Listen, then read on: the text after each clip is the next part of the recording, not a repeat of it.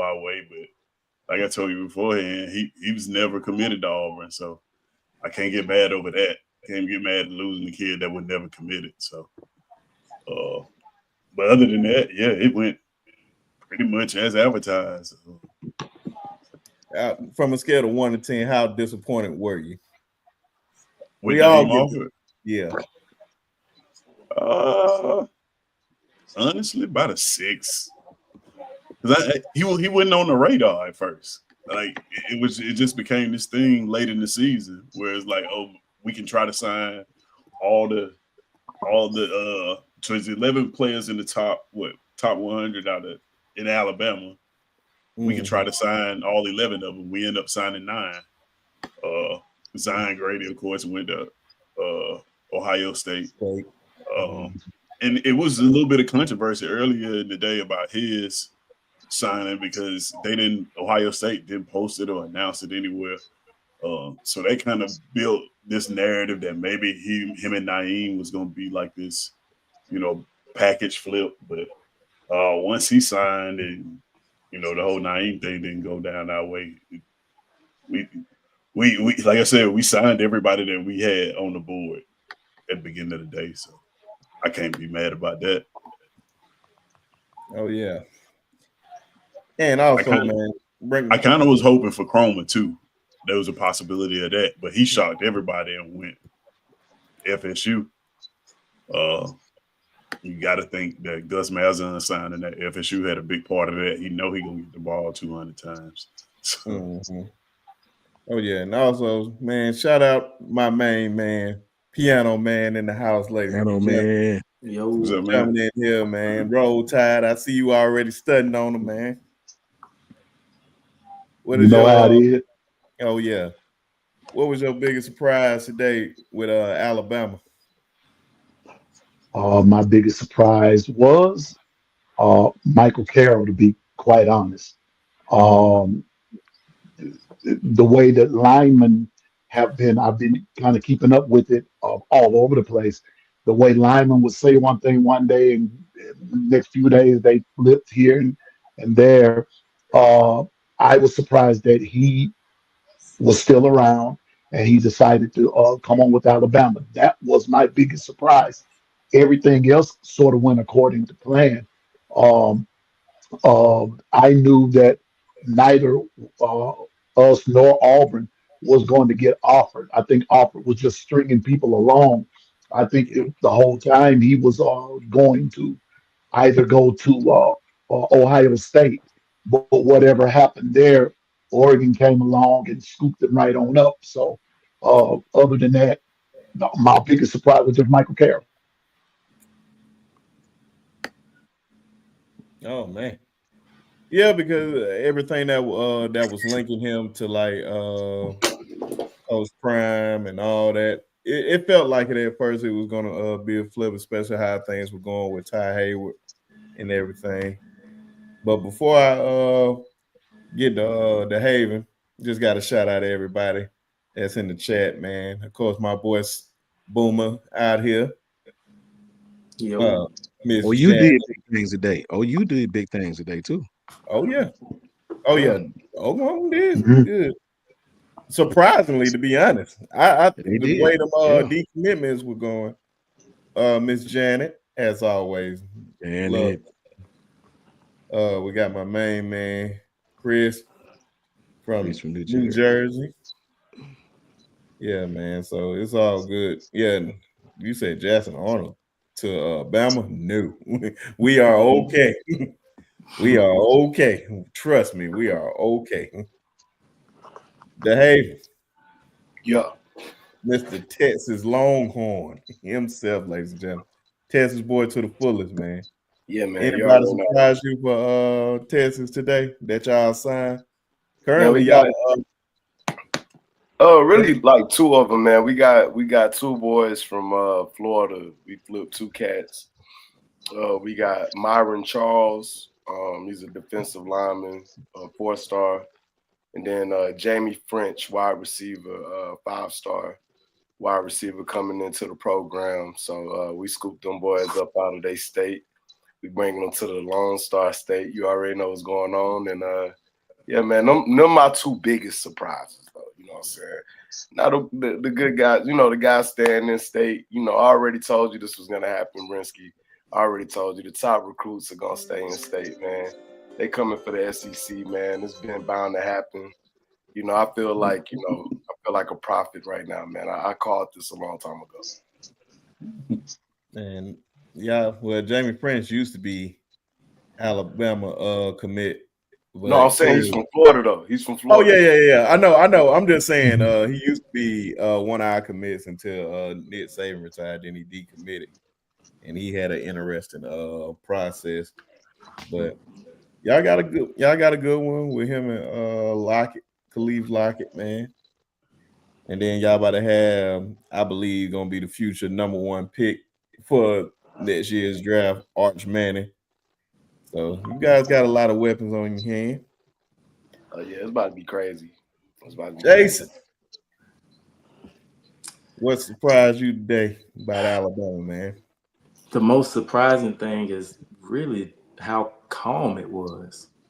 Yeah. Like in comparison to last year and the circus that was going on with, our guys coming, our guys going, the whole Ryan Williams thing, like everything just kind of went on schedule for the most part. People that were crystal ball to us late came. People that were crystal ball to us early came. It was just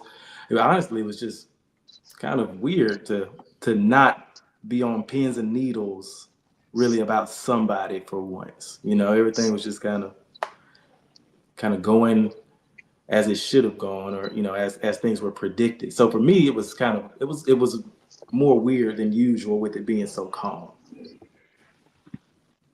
Oh man, it's just been an interesting day. We didn't lose anybody. We didn't lose anybody that I didn't expect us to lose. But man, we sure did great today. I am just super happy at this class to see how it's turned out, especially with getting Meadows at the end of the day. Man, we about to have some big old receivers. Oh man, Russell about to go crazy with those guys, man. So, but just anything just nationwide in recruiting, just any surprises for you guys today? Florida. What can I say? Florida. And not even just from recruiting, just from the entire season, right? Way that schedule was looking, the way they was looking at the beginning of the year. You're thinking that they're not gonna have a good year. The recruiting cast is gonna fall apart. Here they come at the end of the year when they get to 6 games, and they still in recruits left and right. Still recruits left and right coming up to this and coming into the day. So, like Florida was a surprise for me, but like Jason said, everything kind of went status quo. It was kind of anticlimactic. Well, let me ask a better question. Who are your sleepers that you think everybody need to watch out for? It can be your team. For Auburn. Unfortunately, that the people got to hear this, but go ahead. I think you can look out for. Well, I don't know. I think all of them gonna get a chance to get an opportunity to play early. But look out for Derek Smith. In this era where it's been they've already kind of unlocked the era of players playing on both sides of the ball. I can see a world where he get touches on both sides of the ball next year. Not to the degree of a Travis Hunter, but I can see more and more coaches in the country trying this out, because realistically, a lot of these kids come from high school. When they come from high school, they play both sides of the ball. It's not an anomaly in high school. It's just at the collegiate level, the way Travis is doing it is kind of unheard of. But with him doing it and doing it so well, I can guarantee you that you're gonna start seeing a lot of more kids getting touches on both sides of the ball, and Derek Smith is a candidate for that in Auburn, I think, for sure. Man, and I would have to say, I was shocked at how many kids Oregon got from the South. This is why I say that is true. It's talent everywhere, man. But if you really want those kids in the trenches and those kids that play football year round, a lot of people don't know this, but when I lived in Chicago, they don't play football year round. When I stayed in LA, they don't play football year round. You know how here if when football season is over in high school, if you don't play no other sport, you still lift weights all year. Like you don't never stop. You have your last period is athletics. Like you lift weights the whole damn year for football. I think Miss Janet said you got like an echo, Coach Sean. Do I got an echo? Mm-hmm. Yeah, a little bit. Really? How? Let me see. Let me cut this mic down. Testing. What does it sound like now? Yeah, it still sounds a little choppy. It's a little static in it. Mm-hmm. Yeah. Let me see. Because I got the phone next to me. Hold on. That probably would have could. What you sound like now? Testing. They said it's the connection lagging. It's lagging on my end? It don't look like it's lagging, but it's just the static. It's just choppy. Yeah, that's all it It's is. real. Yeah, that's what they saying all in the comments. Let me mute it and see if it's still if you can still hear it. Make sure it's not. Yeah. They said it need to reconnect. Yeah. Probably disconnect, reconnect. Yeah, that's all. Now you muted. Yeah, you muted, but yeah, you. Yeah. Let me hop out and I'll hop back. All right. But yeah, man. Well, we'll go to UPM, man. Who somebody we need to look out for? Well, I'm going to was in the sleepers. Well, Coach, I'm going to come from another slant with that same question, but I'm going to answer it in the negative. A lot of hype was around Nebraska, but Nebraska lost a lot of players to the transfer portal, and I really did not see where they got a lot of recruits. I didn't see that part, but I wanted to if there are any Nebraska fans in the room, I just wanted to tell you that you lost a lot of players. Now I know that in a lot of these colleges, they're wealthy, they're big, and they can replace and whatever. But Nebraska lost a lot of starters, a lot of starters, and they lost, I think, a few of their number twos. So I'm just saying, watch that because they may not be as good as advertised. I know their fans and their fan base and their school might hype them up in the Dylan Raiola situation, but I think Nebraska, I think there's some problems there. Yeah, man. He's fixing it. Oh, okay. They was talking about something. But yeah, man, for the most part, the sleepers for me in the class,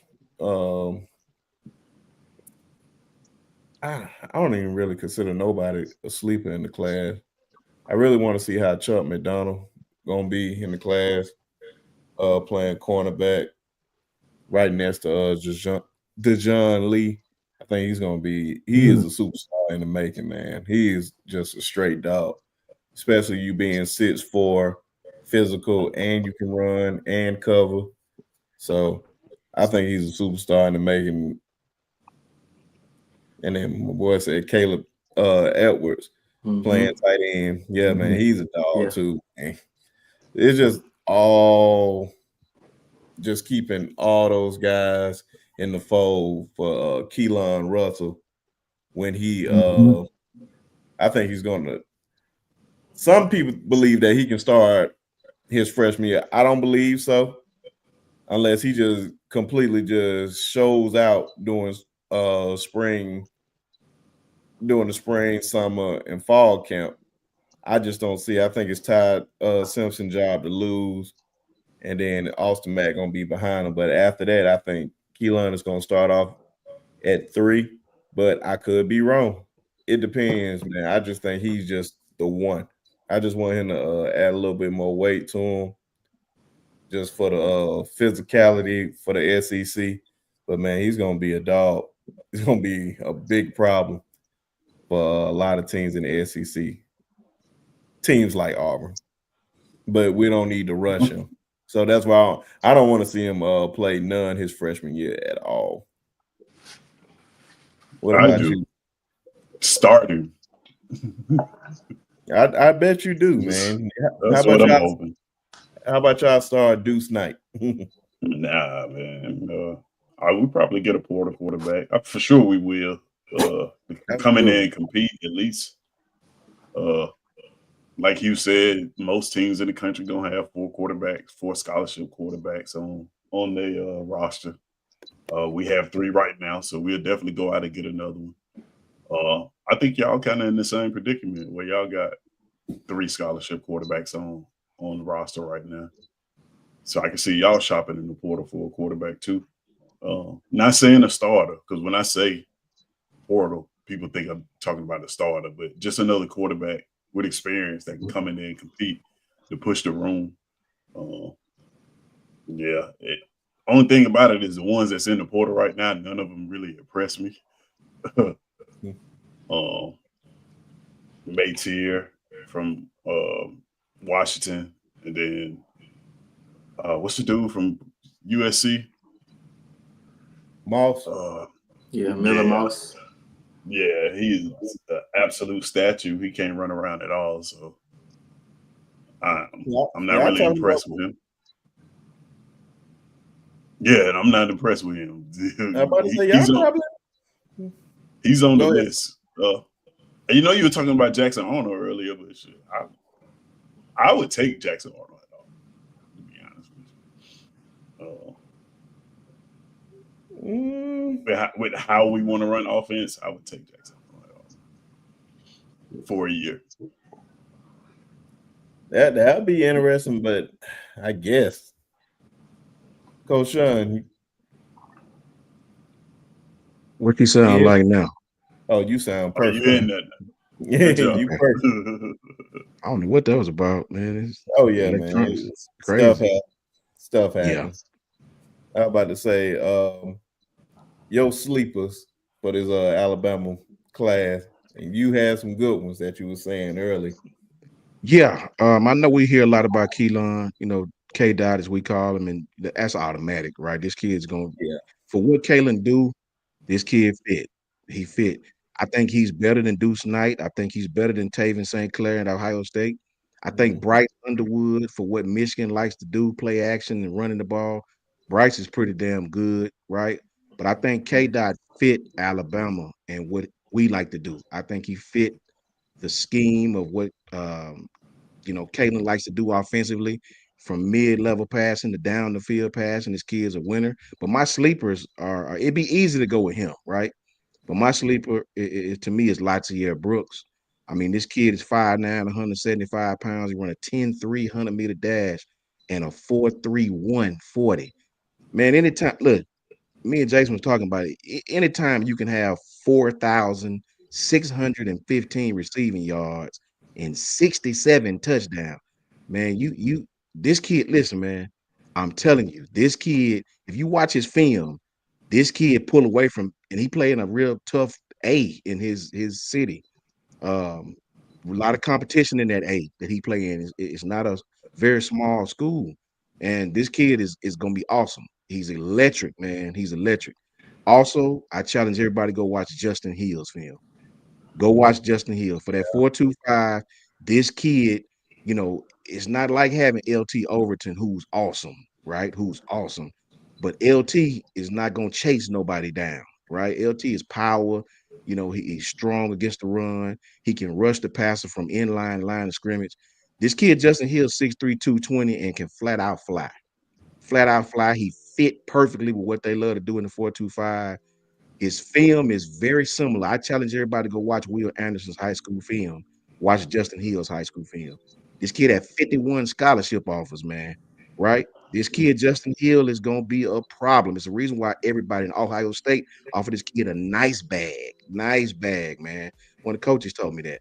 This kid, Justin Hill and Latier Brooks, one offensive player, one defensive player. Both of those kids are needed, not a want. This is a need thing for us. And both of those kids will be big their freshman years. Book it. Yeah, man. I'm just happy that we got him in the fold, man. For real. Yeah.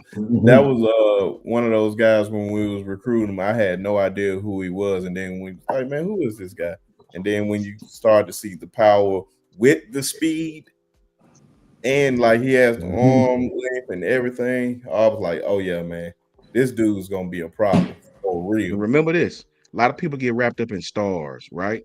Latier is one of those kids that didn't do a whole bunch of camps. He didn't do a lot of camps. So in 2024, the camp circuit is really how they rate these kids, unless you just play at a really, really big school. They play on TV all the time and everybody see you. Latier is one of those kids that didn't camp a lot. You know, I think he did a few little camps, local camps, you know, but going to that Miami camp out in Miami Beach and those big Nike VTO camps, I don't think I couldn't find him at no camp. So usually those kids are not rated as high, you know.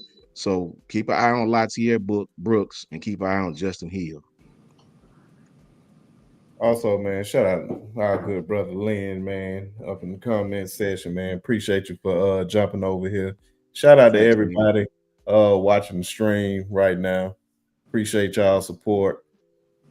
And make sure you guys hit the subscribe button to the page. Definitely subscribe to Coach Sean page.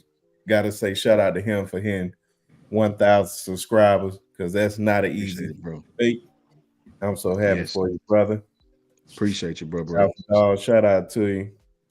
Yeah, Liberty quarterback is I forgot his name. That could be an option for Auburn too. Salter. Yeah, that's the name. Because he jumped in there last year, but he jumped right back in. I mean, went back to Liberty. Of course, he ain't had a year that he had the year before, but we'll see, man. That's gonna be interesting for real. Jason, you said who was your sleeper? No, but I do have one. It's our inside linebacker commit Lou Metz. Yep. The man, his ability to read and react is uncanny. It's so fast how quickly he diagnoses plays and how quickly he will hit and fill a gap as soon as it's available. And I think what benefits him a lot more also is that he plays both ways. He plays tight end too. And I think he's had a touchdown in every game that they played this year. The boy he's an athlete. Sideline to sideline speed is there. Read and react is there. I think pretty soon you're not going to be able to keep him off the field. Oh, yeah, man. First off, man, I wanted my brother to be in here tonight, man, but he's not in here. The legend, the man himself, Ty Hayes, ladies and gentlemen. Man deserve all his flowers.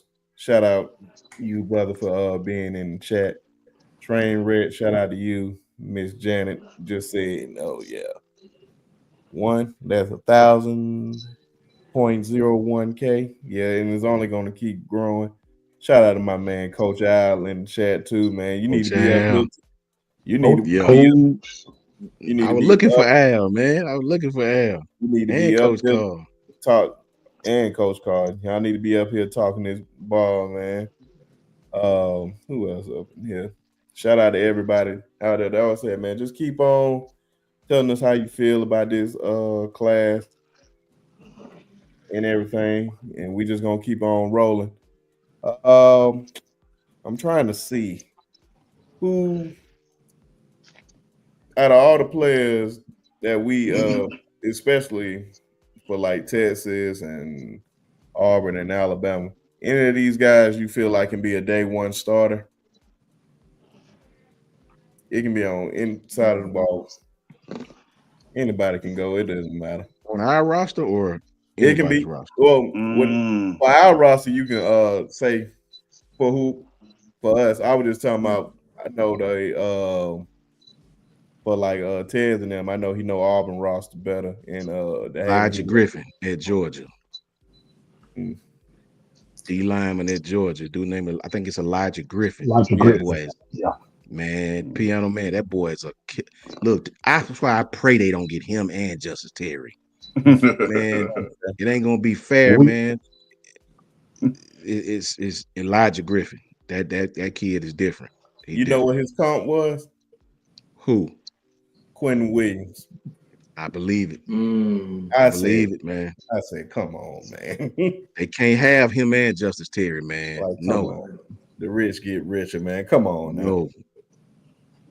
Now I said the rich just keep getting richer. But yeah, for Alabama, I don't. Michael Carroll can definitely be a day one starter for us. I can Yes, definitely see that.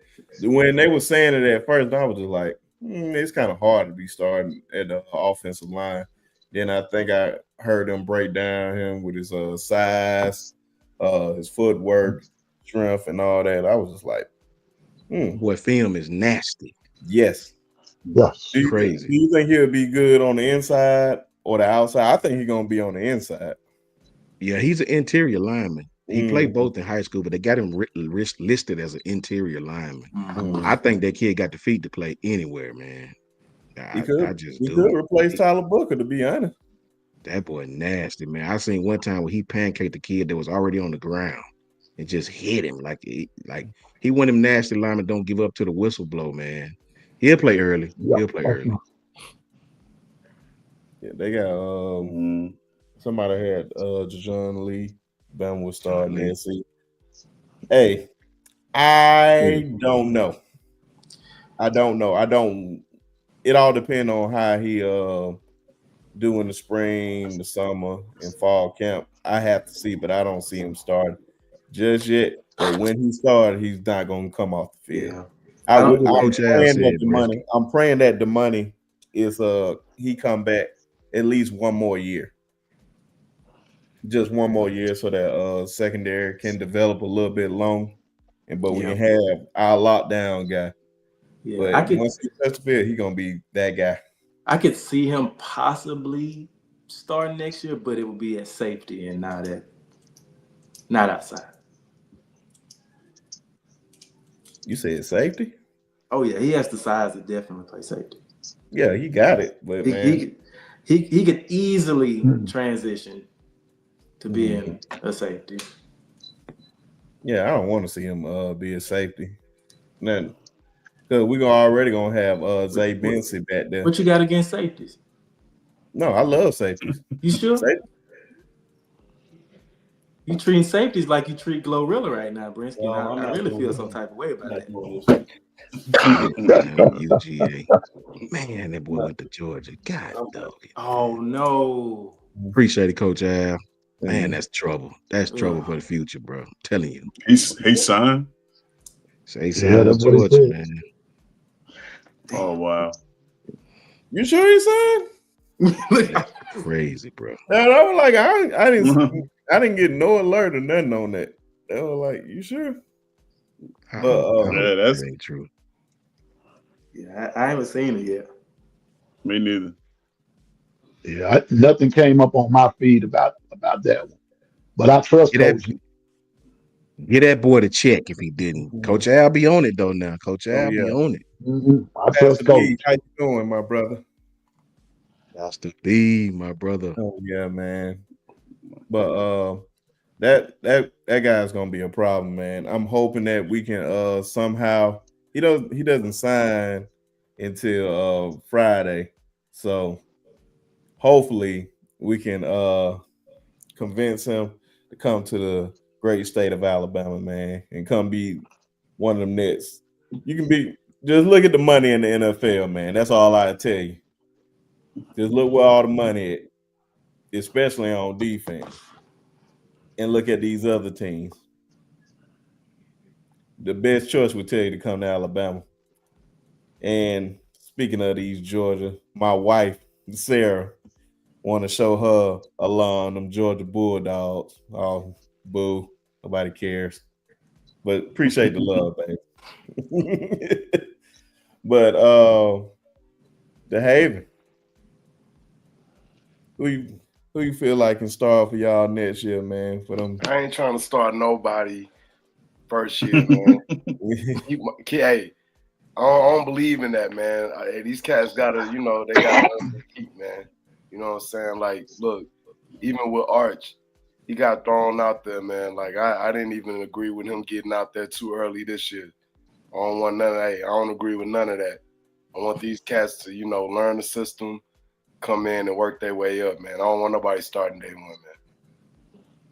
Okay, there you have it. It's just me, man. And anybody for you, Piano Man? I gotta shout my homeboy AK Deer. He has the potential. The dude can fly. He's good pop. He has a good motor. But he has the potential. Now, whether he does it or not, that remains to be seen. But he has the potential to come in and do the doggone thing from day one. Yeah, running back though, that's gonna be tough at Bama now. The dude, listen, like you were talking about Russell being special. AK Deer is special. Yeah, he's special.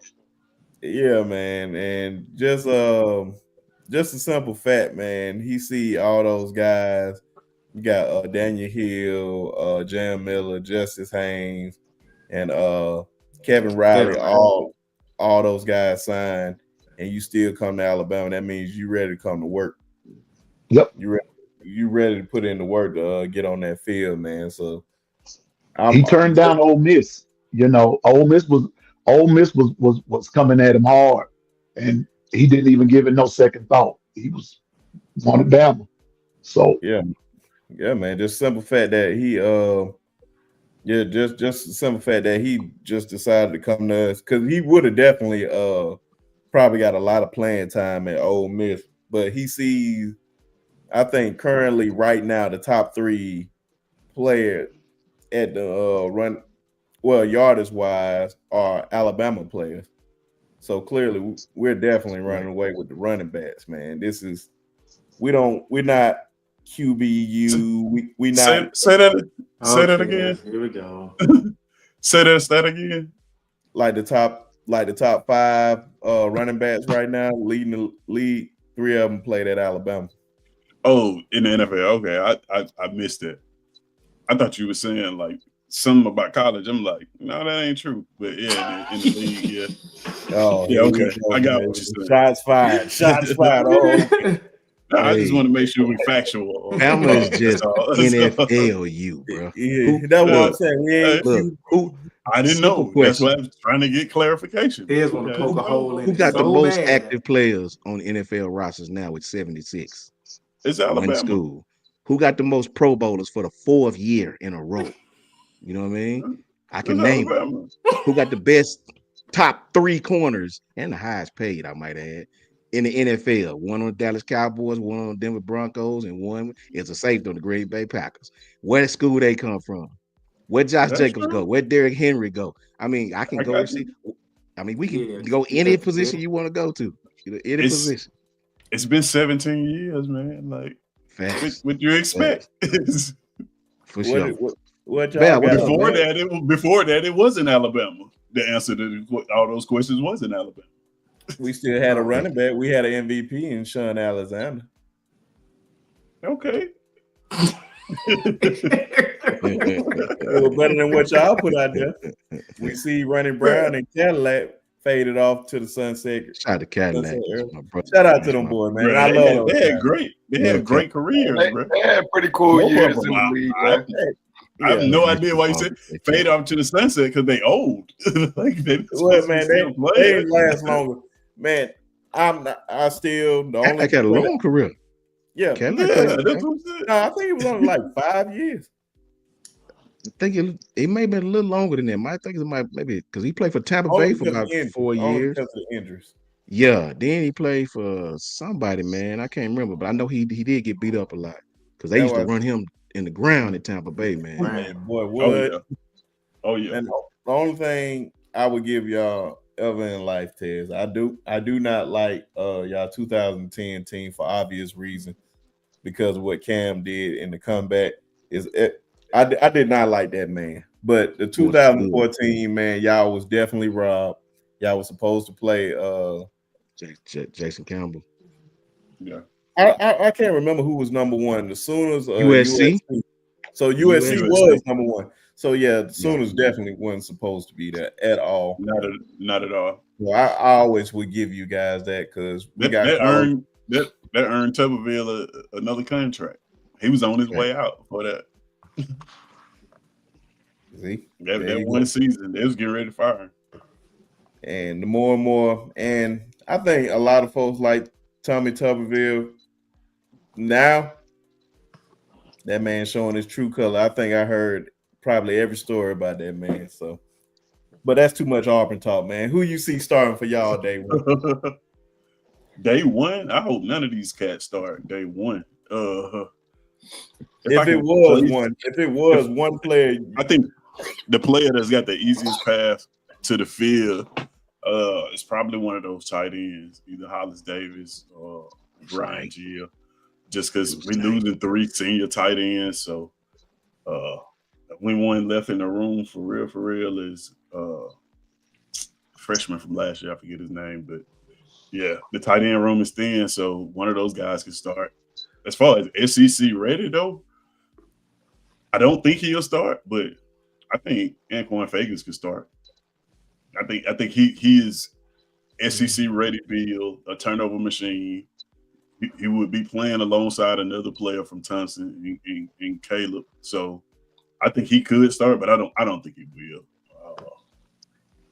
But yeah, the only player that I can see starting with the easiest path is either one of those tight ends, Hollis Davidson or Ryan Gill.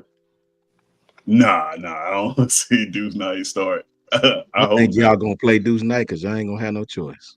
Mm-hmm. I don't think they're gonna start Hank. I don't think they're gonna start now. Unless he get a. I don't think they Yellowwood pay that kid what they did. That high that because Deuce is talented, bro. I think that kid's gonna be on the field for y'all. I just believe it in my heart. I'd be shocked if he don't play Deuce Knight. I don't want to see it because I don't. The history of true freshmen starting in the SEC is not good. So see, I think differently. I think it's totally different nowadays. I think these kids are more ready to play nowadays than ever with 7-on-7. I think nowadays if you don't play them, they so out. What true freshmen do you think could have started in the SEC or can start at quarterback? I think Arch Manning could have started from the first day he got to Texas. The first day he went in there, I think he could have started. I think Sark know that too. You mean if not for you as of being on the roster? Facts. Right. I think Arch Manning.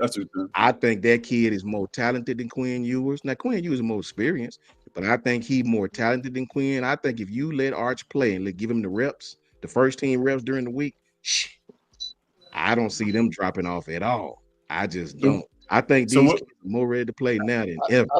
I think sitting behind you has helped a lot, though. Oh yeah, it's gonna always help. Facts. Yeah, I don't think I'm just saying ready to play. Yeah, I think day one he would have struggled, man. But not saying he couldn't have came out there, but they wouldn't have been a 12-1 team that they are right now with Arch starting. You know what I'm saying? Too early. I think him sitting behind and then getting those easier games to start and getting those reps really helped him a lot. But coming out and going straight on the big scene day one, I think he would have struggled a lot. It would have probably messed him up a little bit. See, I don't think so. I think with the schedule you guys had, I think this would have been great for Arch to play. I mean, I think because you guys didn't have to play Ole Miss, you didn't have to play Bama, you didn't have to play. Well, you played Georgia. You had to play Missouri. Did you play Missouri? Did Texas play Missouri? No, I don't remember us playing Missouri. No, when did he? They didn't play Missouri. Now I understand. I'm sorry. Go ahead, Chad. I was just about to ask, when did he get there, Dave? Was he early enrollee? Or did He get was there an in the early fall? enrollee last spring. Okay. Yeah. That matters. I mean, I don't think a true freshman could come in there in the fall and start in the SEC. Facts. Because you Yeah. missed the whole spring. We got I think one. Arch could have, bro. I think that dude could have played, bro. I just do. Because I ain't seen Quinn really do much. I hadn't seen Quinn really. Arch Manning, bro, unlike his two uncles, is a hell of an athlete, dude. This dude, he bigger, he's strong, he can pass that rock, he can run, and he's smart. I got to give that kid his credit. I think he gonna have a bigger career. I do. That's why I said I believe he's gonna be the first overall pick. Just a simple fact, when you seen him take off and run, I said we got a Manning that can run, so he got that speed from his dad, because his dad used to be a wide receiver. Who else would be in this class? That's what I'm saying. Say it again. Who else would be in this quarterback class that would come out? That determined whether he'd be first overall. Who else? What other quarterbacks out there? I don't see anybody. It doesn't matter which class. If well, of course, Bobby's saying DJ Ladway play, but DJ Ladway.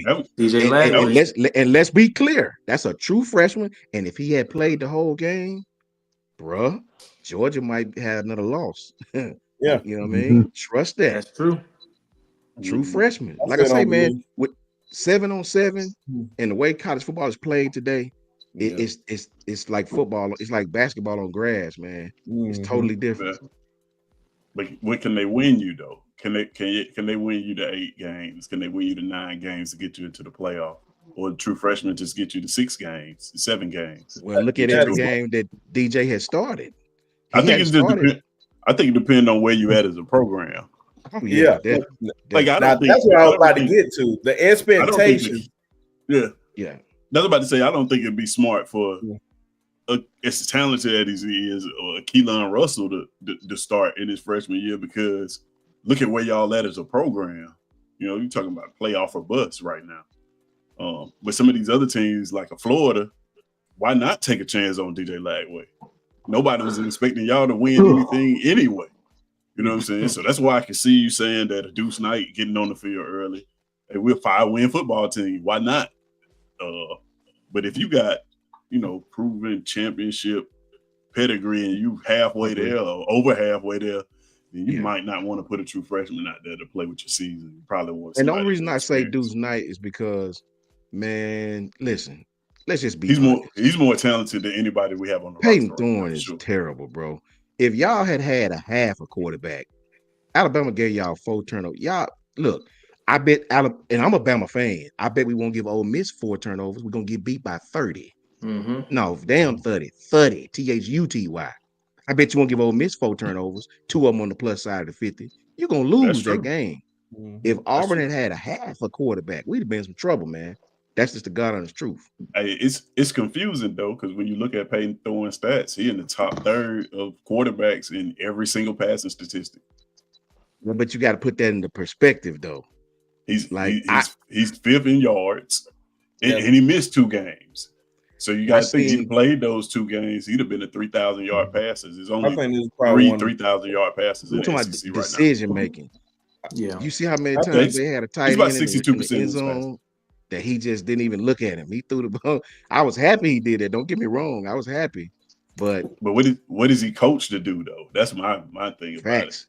So that's the whole reason why I bring that up is because I got a lot of Auburn fans saying that we need a portal quarterback. We need a portal quarterback. All right, so we got 2,700 yards, 21 touchdowns, and 8 interceptions. That's the magic number. That's Peyton Thorne's number. So any quarterback we look at in the portal, if they can't match that, that's not good enough. That got us 5 wins. You know what I'm saying? 2,700 yards, 21 touchdowns, 8 interceptions got us 5 wins. So we got to be significantly better than that at a portal quarterback, I think. Right. And I don't see that guy out there. As much grief as Peyton Thorne got, I gotta question the situations he was put in. Why were you asked to do this? Yeah, he missed a wide open tight end in the end zone, but you got 27 in the backfield, the best running back in the SEC.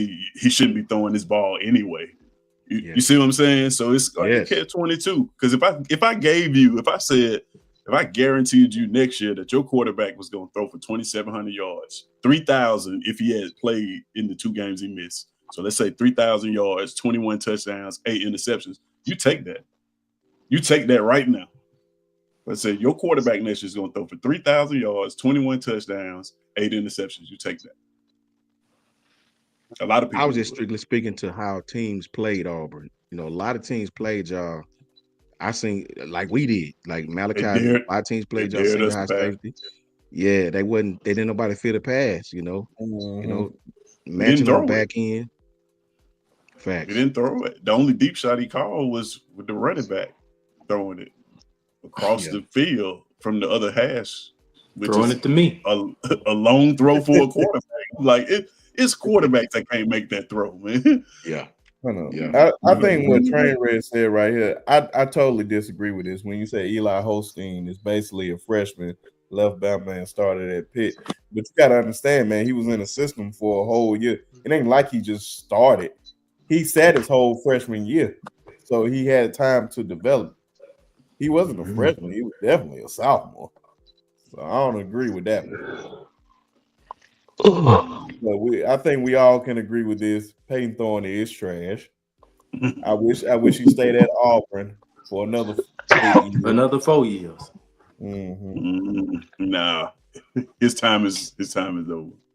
No, man, we and also shout out to the man Brian Harson. He's a good brother to me for life for wearing that light shirt.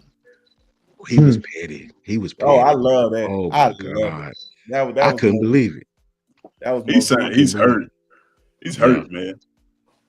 Y'all want to get rid of Sheridan, right? There go your OC right there. Oh my God, yeah. Look what he did at Boys as an OC. Shout out to Lynn Shannonfeld. Thank you, Lynn. Oh yeah, man. I'm about to get to it in a second. I was just going there. I was so behind on the comments. My fault. Is that Coach I? Yeah, this is definitely Coach I. Y'all definitely go subscribe to Coach I Fanatic Sport. Shout out to my brother Georgia Bulldog. You know we got to test Longhorn up here, man. We're gonna also talk about that SEC championship. So y'all stay tuned for that. So bro, Coach I up here. Hey, Coach I, you know you more than welcome to come up here because I'm interested to see. I literally said me too. It's setting up that it can be a SEC championship rematch. And look what we got. I don't think it's gonna be like how it was the first time. So that one's gonna be interesting. Mm-hmm. It's gonna be good. And shout out to my man Lynn out here with the $40. He said, much love to my favorite coaches. It was a great day, and Bama not done yet. We have some money left open. A whole lot of it. A whole lot of it, man. Appreciate you, brother. Roll Tide, Lynn. Oh, yeah. Man, just appreciate everybody else in the chat. I'm just catching up with everybody. Shout out to my man Mike at Sooners Legend Podcast. Appreciate you, brother. Always showing love. Miss Susan Thomas, how you doing? Good to see you in here. Hold on, he said he threw six of them touchdowns against Alabama State. Ted. Yeah, he did. He threw three of them picks. He threw 3 of them picks against Cal. So that's why I said, man, them stats them stats with him is like different, dog. It's like really, really different. Because I told you in that that's what I'm saying. You take them 2 games away, we still looking at 15-3. I don't know about that. Yeah, no, 21 touchdowns. Take away 6 of them, that's 15. You take away the 3 picks he threw against Cal. That's you talking about that game? I was talking about the University of Louisiana. That's my fault. So look, I'm not saying I that. think it was a down year. I think it was a down year for quarterbacks in the SEC anyway. It was. Yep. It probably was. It was. Because I thought Bro, you know what? would have a better year than what he had. I knew Jackson Dart was going to have a big year. and Jackson Dart was probably the only one that really played up to the standard that we thought he could play up to. Yeah. Mm-hmm. So, but it's gonna be a lot better in the future. So they were just like I one tell of you those. something ain't nobody talking about though, man. And that's why I give all the SEC teams love, bro. Listen, I think Bama was what you said, 2, Brinsky? 2, 5, 2. Okay, What you mean? you got Georgia, Bama, Auburn, whoever else, right? Think about it. Bama was 2nd or 3rd, whatever it is, in the SEC. We're at number 2 or 5, whatever it is. Miami was 1st in the SEC. No, let's go with the 2nd team in the SEC. I think SMU may have been 2nd, if I'm not mistaken, unless it changed I since think I they said it. won. What are you talking about for the rankings? Or As far as the ACC, I guess what I'm saying is the I think they're second number 1 right now. SMU. Mm-hmm. They number 1 right now. Okay, They only lost 1 game. so check this out. We just say the 3rd place team in ranking just in the ACC is probably like 17 or 20 something. You see what I'm saying? Even though Auburn is 4th in the SEC, Auburn in the top 10 in recruiting.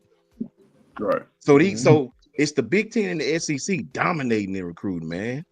Like half our schools, half the top 15 is SEC and Big Ten schools. Yeah, we're 4th in the SEC in recruiting, and we're 7th in the country. That kind of tell you how the SEC is dominating in recruiting.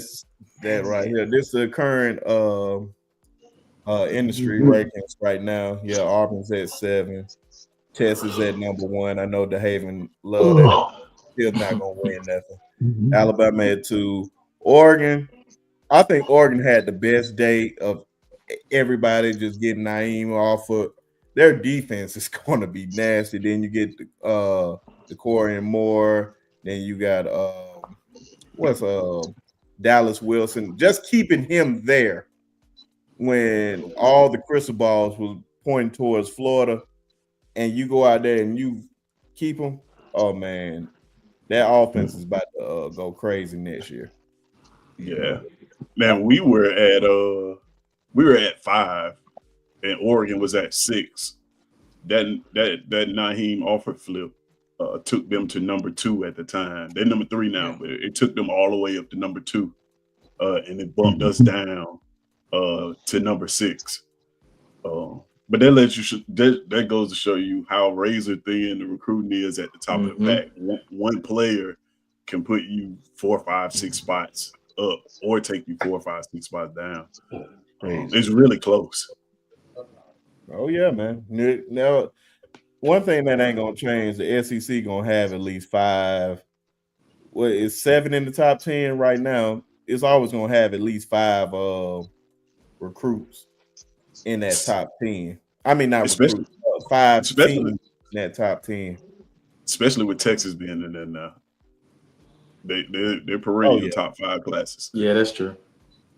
Yeah, they still got to go out there and prove it though. They still got to go out there and prove it. The thing I don't care about classes, it's all about development to me, because you can recruit all the guys that you want. That was just like that Texas A&M class when they kept getting all those high ranked guys. Only person that I just drew a blank on his name just that quick, but it was only certain guys that just lived up to their ranking. A lot of those guys away. A lot of those guys got in trouble playing at JUCO. And the coach. And the coach. This is the major difference between them now and then. When they had the number 1 recruiting class in the history of recruiting class under Jimbo Fisher. He leaves. Some of those players leaves, and look at Texas A&M now. Well, they was already, but that was the thing. They was already leaving before. They was already getting in trouble and stuff before he even left. It was all under him. Under Jimbo? Yeah. No, yeah, that's what I'm saying. You it change like the coach. You change the coach. Yeah. So, but you see when Mike Echo coming there in his first year. But to your point, it's about development. Yeah, it's the same thing about your boy Hugh Freeze when he got Laquan Treadwell, Robin Kennedy, and Laramie Tunsil. I don't think they was the number one class They or was up whatnot, there. but like I still feel like those guys, like except Treadwell, those guys underperformed. I think Robert definitely underperformed compared to what he was supposed to be. He was supposed to be this menace in the SEC, like how Jadeveon Clowney was, but I don't feel like he lived up to the expectations. But of course, you know how I feel about Hugh Freeze. I don't think. I Hey don't think. man, it's a place at Ole Miss, man. If you look at Ole Miss, I challenge everybody to look at some of these schools like Ole Miss, Mississippi State, the schools that don't perform, and look at like they records of just throughout the history of performance and players. It's hard to get players to perform at places like that. I don't know what it is, but you can get these recruits where they'll go to a blue blood school and they'll perform well, but when they get to schools like that, they just don't perform well. It's like we had a conversation one time about 1,000-yard receivers. I don't know if you remember that. It was about Hugh Freeze only having 1,000-yard receiver. Well, at the time that Hugh Freeze was at Ole Miss, they had only had 3 1,000-yard receivers in the history of the school. You see what I'm saying? So like, you got to consider the place. It's Ole Miss. I don't know what it is. It's just, at these better schools, at the Alabamas, the Ohio States, the better players they perform. It's not necessarily the case at some of these lower tier schools like that. But it's just kind of crazy to me when certain caliber guys go to him and just expect to just I don't know, man. I think the man is just overrated. I feel like Cam Coleman needs to get in the transfer portal. Anytime I get on any stream, I'm just gonna say Cam Coleman needs to hit the transfer portal. Perry Thompson needs to stay there. We'll take Cam. We'll take good care of him at Alabama. I'm pretty sure you would. Yeah, man. Big shout out to Coach I in Georgia. Them dudes got 4 linebackers in the top 10, 3 of them edge rushers, 2 defensive linemen is the top at they spot. Like, bro, defensively, Piano Man, I like their class better than any class defensively. You know what I'm saying? Absolutely. That front 7. Yeah, just to say to that, it's a nightmare. Man, I know, bro. It's a domination. I can tell you, it ain't gonna be easy. Domination.org, man. Yeah, Kirby is fixing what's broken over there. Georgia's the most dominant when they have a dominant defensive line, and he hasn't had it for a couple of years. So he's just fixing it, and it looks crazy, at least on paper. Oh man, he's coming to Alabama. Spoiler alert, man. He's coming to Alabama. Coach, y'all boy better chill out over there at Georgia, man. Chill out, man. Chill out. I know y'all getting the defense together, man, but y'all better get that offense together. Yeah, you can have the defense all you want, man. You got to put up some type of points. This was like 2007. Matter of fact, as far as I'll probably go our national championship year in 2011, you can have this type of defense and have a decent enough offense and win a national championship. Y'all everybody needs to have some type of offense to win a national championship. Some type. You just can't win. You remember how bad our offense was in 2011, Coach Sean, at the quarterback position. We really just had. I ain't gonna even say it was bad. AJ was okay, but Trent was really the team. You knew where to stop. That's why we had that 9-6 game against LSU. So man, yeah. So you think the offensive team, the best offensive team in the 12 now, has the advantage in the playoff? I wouldn't. Well, who would you say the best offensive team is out of the 12? If you had to pick one. Oh, that's a good one. In the 12. I still keep it at. I don't know. Oregon. I say Oregon. SMU. SMU offense ain't no joke. SMU SMU offense offense is is- Only It's reason I'm legit. not giving it to SMU is because ACC, for one, I just do not trust the ACC at all. And I just can't trust those teams, man. I just don't believe listen, because man. like SMU. who has a tough defense in the ACC that has challenged them? Who had they played that you could say, oh, they got a good defense and they ran all over? They play Georgia Tech. No. Did they play Georgia If Tech? Georgia Tech is the best that we can come up with, Georgia just put up all these points on them. I think And they're it- ranked in top 25. Yeah. ACC will make you look that good for real. That's why I was like, it's kind of different in conference in these conferences. It's just like Ohio State, but I believe Ohio State is a great defense, but they just don't have an offense. Not for real. Yeah, that's what I'm saying. Who has the best offense? That's why I said You said you wouldn't put it at. It was clearly Miami before they got Miami, there, yeah, right? I was just gonna say, or Ole Miss, but they outside, you know. I can 12. still possibly. What we talking about? I think Miami's still in there. I think they at 12. But No, they not. No. oh, they not. No. They Yeah, dropped them 6 spots. yeah. The graphic that I have. Hold on. My fault. Tennessee, Graphic Tennessee that I and have Clemson up here. offenses wasn't too bad. Yeah, Yeah. see this graphic, and we also gonna talk a little bit about because Cam Ward had some comments about Miami being left out, which I thought was asinine to me. So why it's like that is because Arizona State is going to get an automatic bid for winning a conference, and they're going to knock Miami out. They're going to put them at 12. So that's why Miami won't make it. Yeah, but Miami should blame themselves, man. but looking at this list, they probably had the best offense on here that I'm looking at. Yeah, but it's just a lot of teams. Well, a lot of people hating on Alabama because we're ahead of South Carolina. I'm still trying to figure out why they believe South Carolina is a better team than Alabama, which is crazy to me. And they like head to head don't even matter. And then we start coming up with these word salad. I don't know, man. We just had a bunch of analysts talking about they just trying to favor Alabama. Newsflash: if y'all would have just kept everything at the 14 playoff, we wouldn't be having this conversation right now. We'll just be talking about Oregon, Texas, Penn State.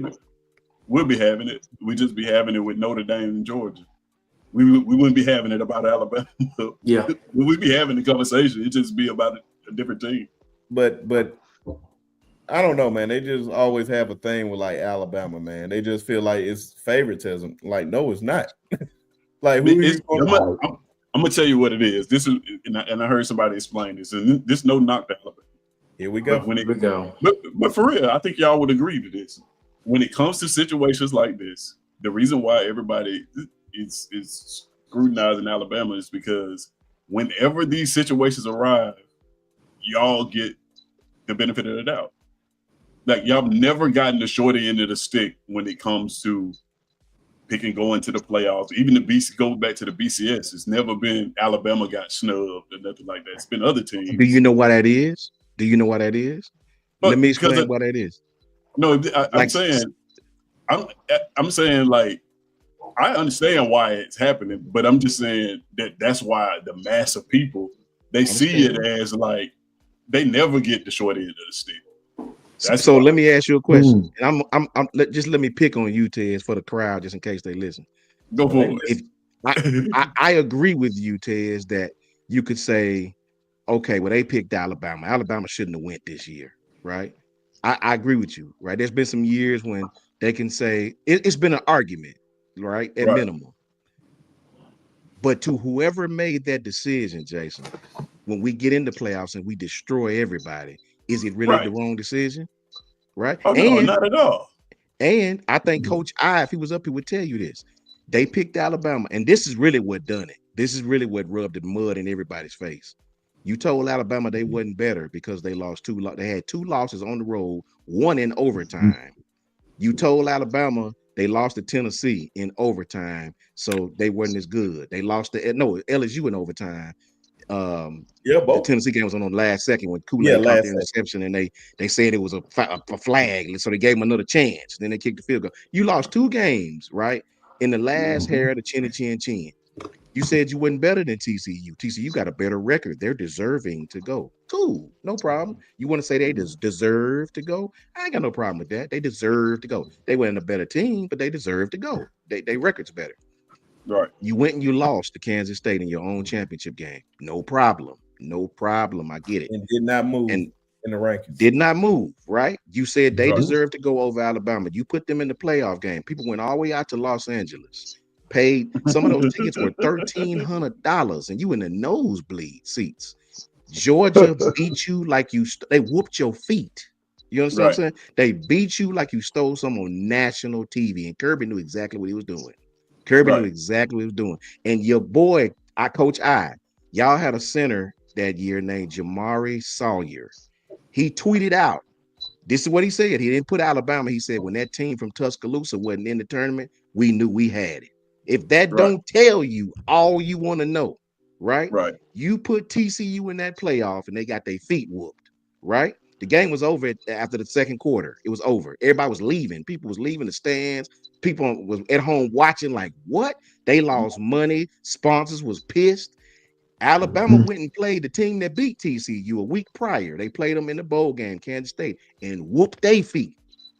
If that ain't no karma for you, bro, for the vote getters, for the vote deciders, that the bottom line is, I agree with Tez. Alabama has got the benefit of the doubt, but they've earned that though. They've earned that benefit.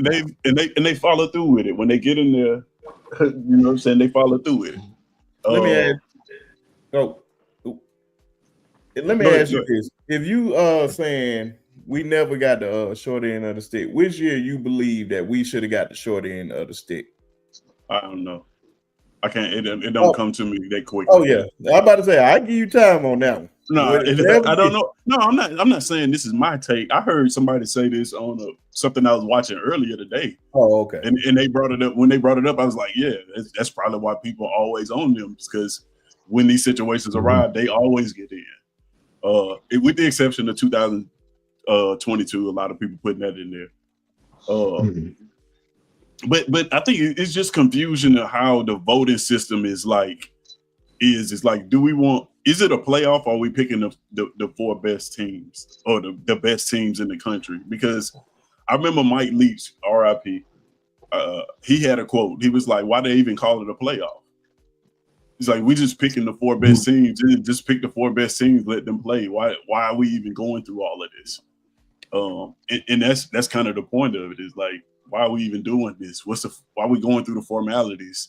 If we could the eye tests tell us that Alabama should be one of the 12 best teams in the country. So why are we even going through the formalities of having this whole system and going week by week, moving teams up and down? And the argument that South Carolina has is a legitimate argument. They're the hottest right now. And it's legitimized by they're winning. They're one of the best teams right now in the country. You know, you have to go back weeks to find a bad South Carolina game.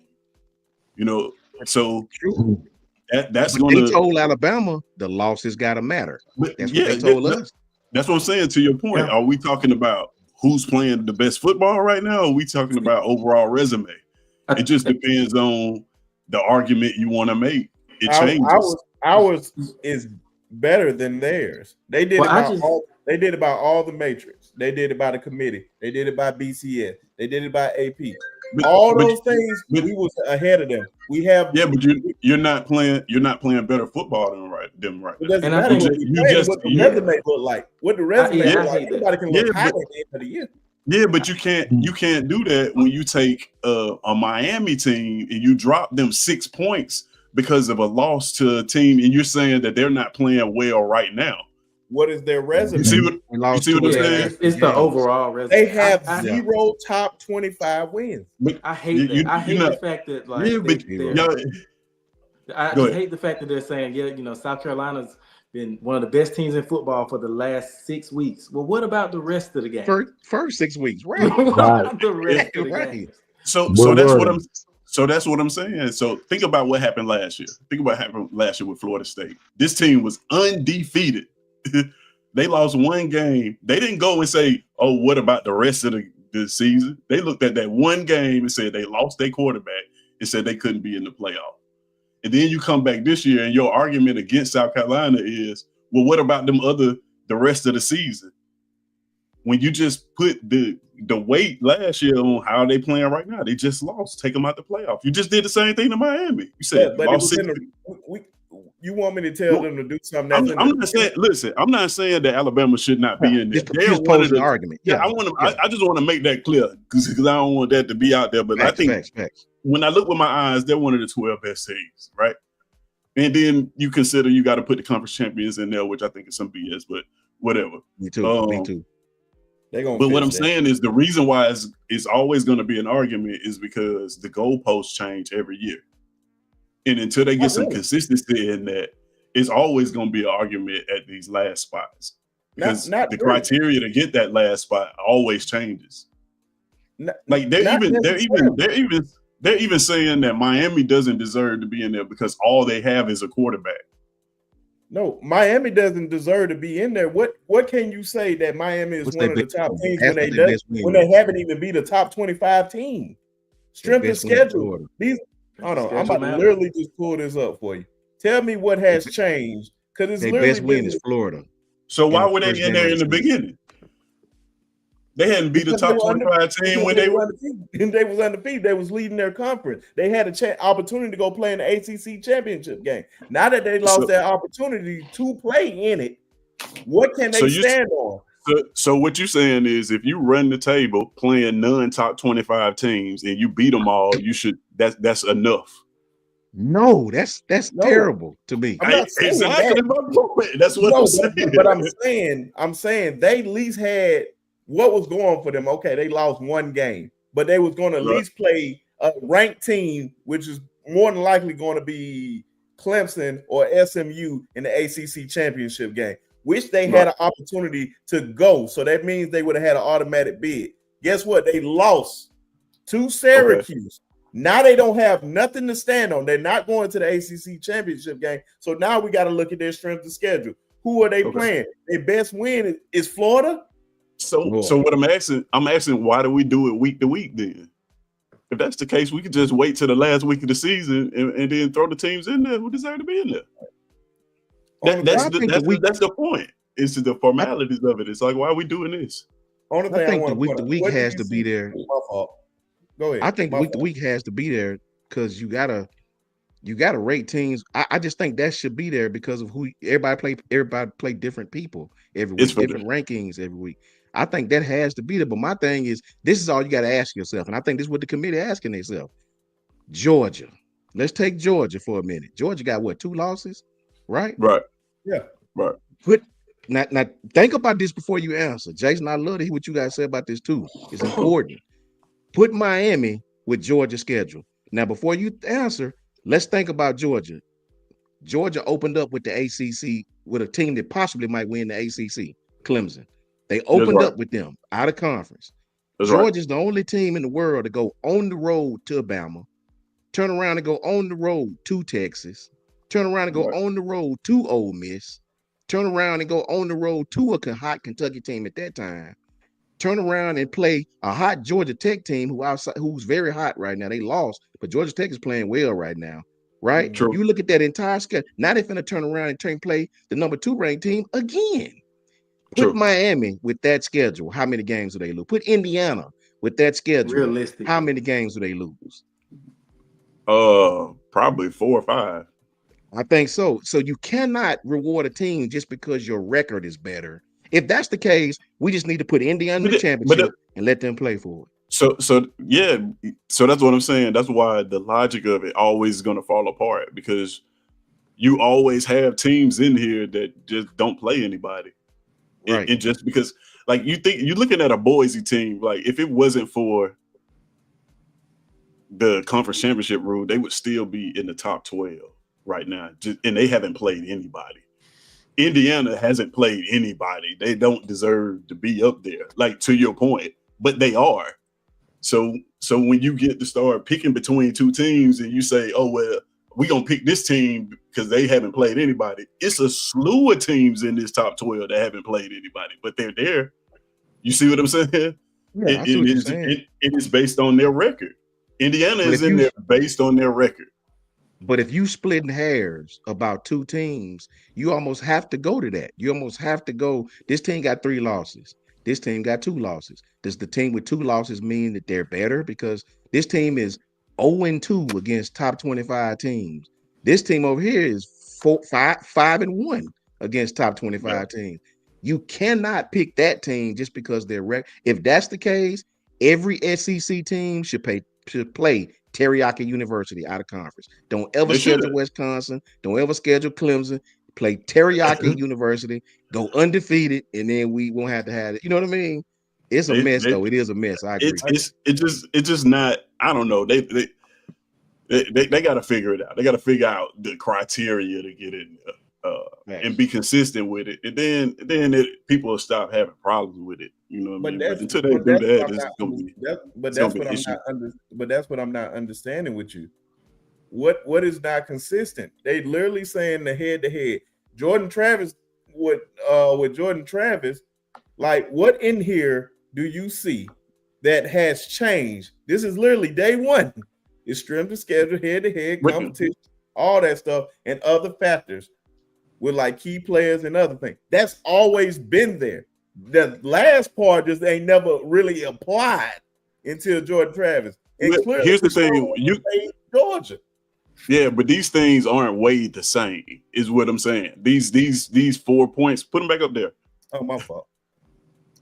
Those 4 points that you have up there, they're not weighed equally. If it was 25% each one, I just seen this dude thumbnail on his man. Stop it. I can't even talk. I just seen Jason thumbnail when he went away, man. Oh, I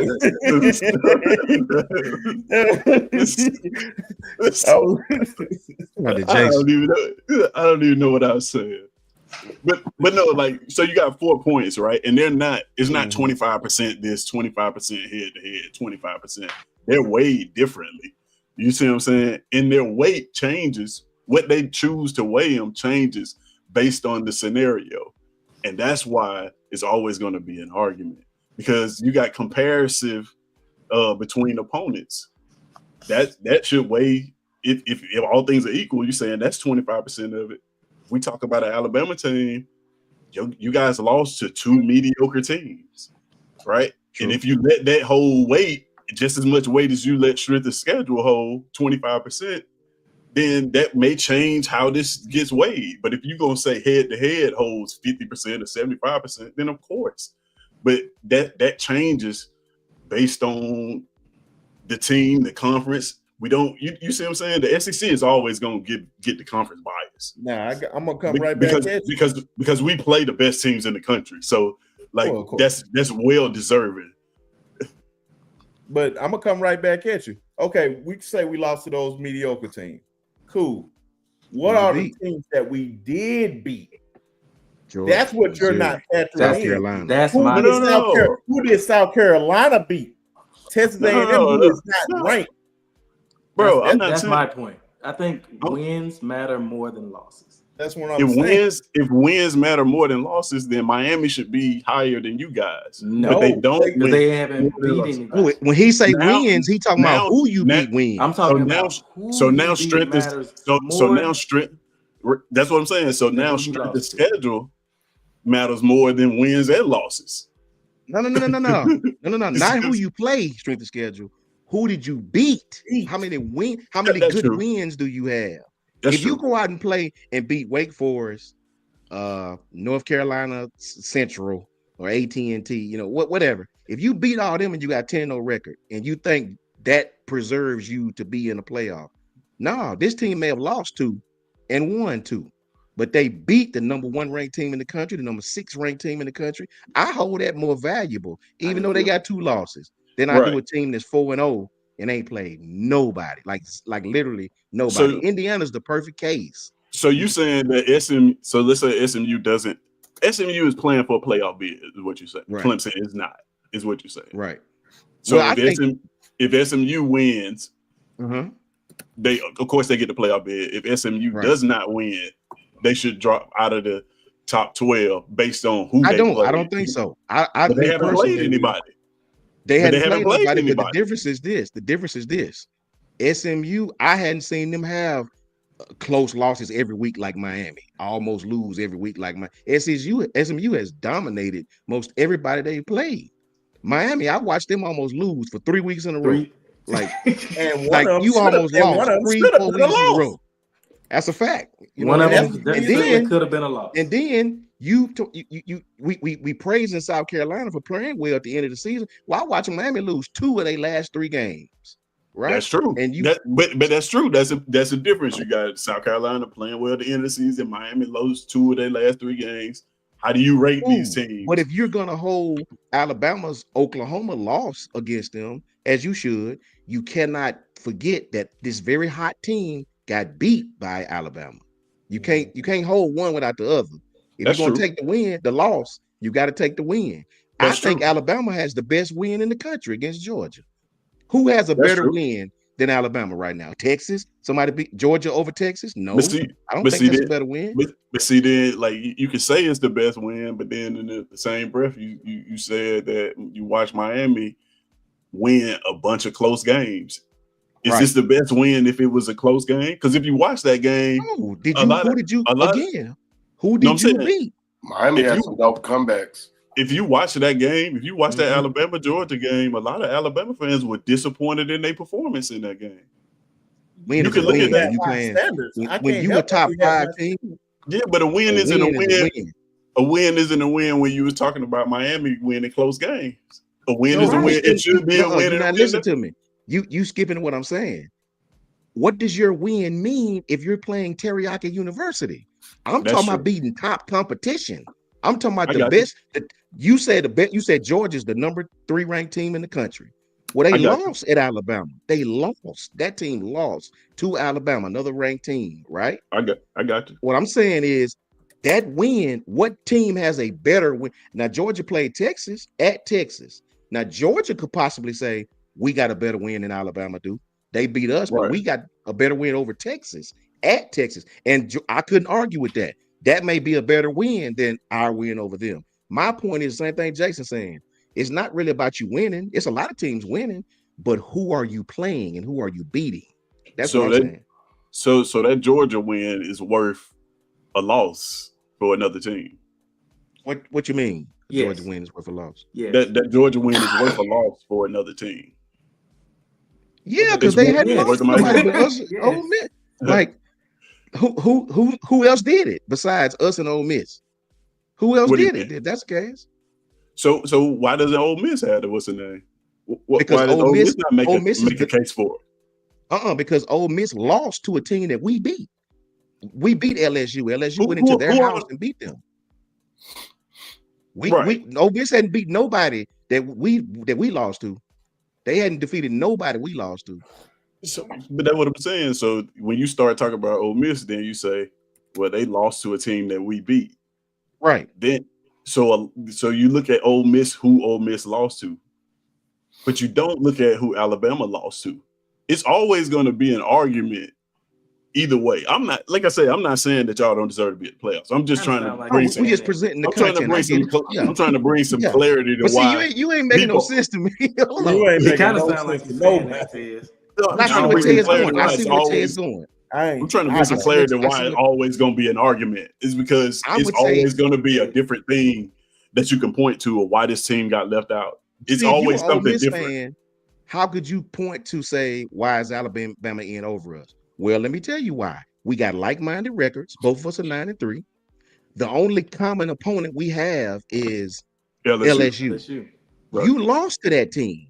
We went Right. into their home and destroyed them. So that Right. matters. Nobody we lost to, they beat. Nobody. Right. And then So- no, go ahead, Coach. My fault. No, that and so What as far as team? that team, Ole Miss, So, that's all I'm saying. so what team did y'all lose to that's better than LSU?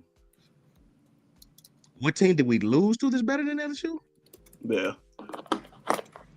I don't know. I don't know. I mean, if you talking about rankings or eye Tennessee. contest, This is. what? No, I'm just saying. Just period. Which team? What team did y'all lose? Because you're saying that you're ranking the losses based on like opponents. But I'm saying once you start talking about Ole Miss's losses, what team did y'all lose to? What's a better loss? So once we start talking about losses, we got to talk about them from all teams. You see what I'm saying? Once we introduce that. Give me a team in front of us that beat somebody that we lost to, and I'll answer your question.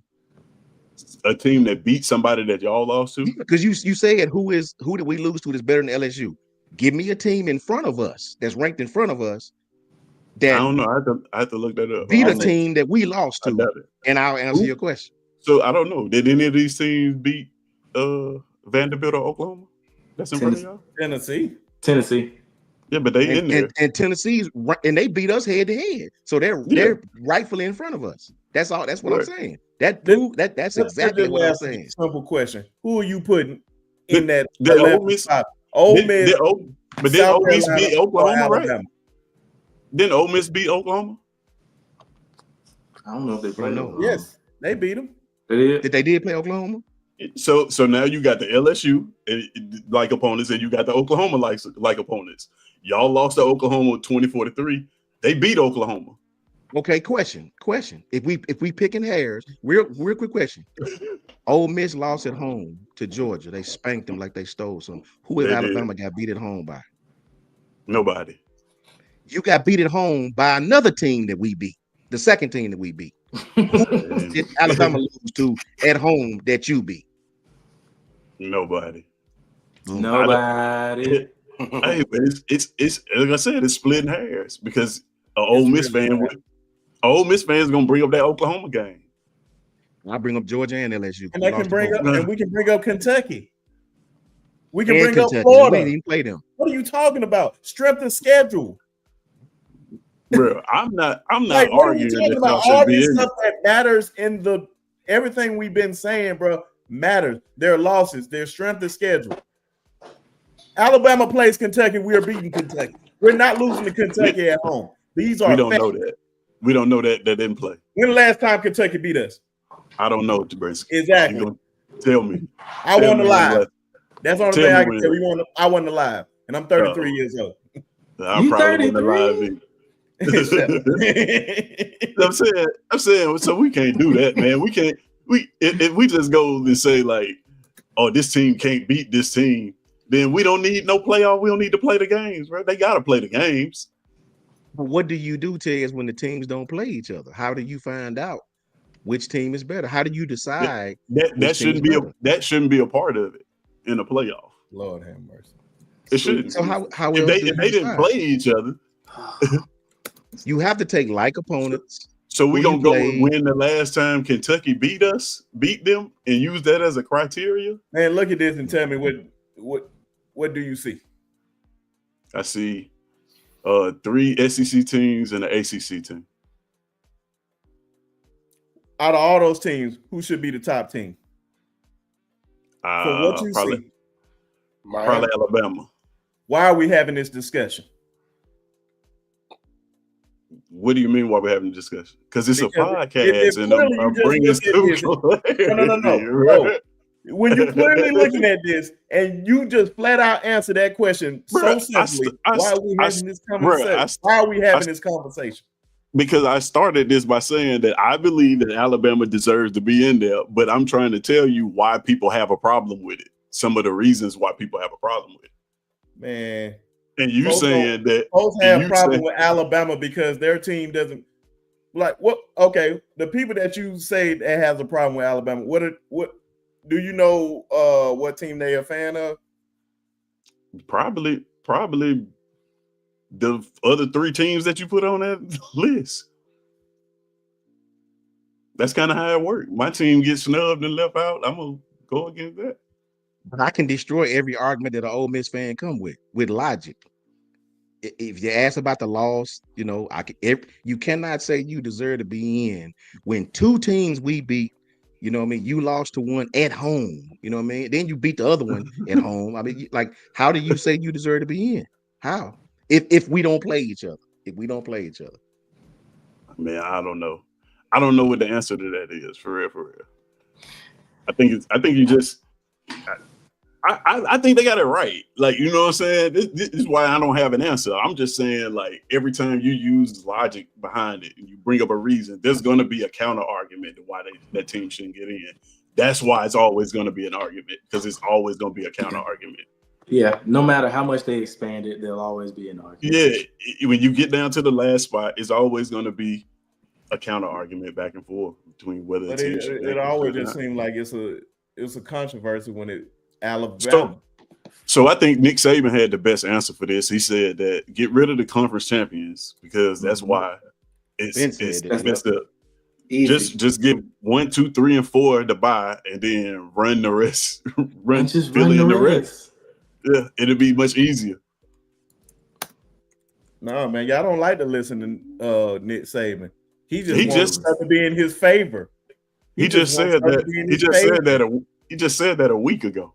I know that. But guess what? In the history of life, look at Paul Feinbaum. I can point out all the analysts that anytime Nick Saban suggests something, he just crying right now. He won it in his favor. And then when he tells you want to play this game, I know I can be better than you because I have the better program. I have the better resources.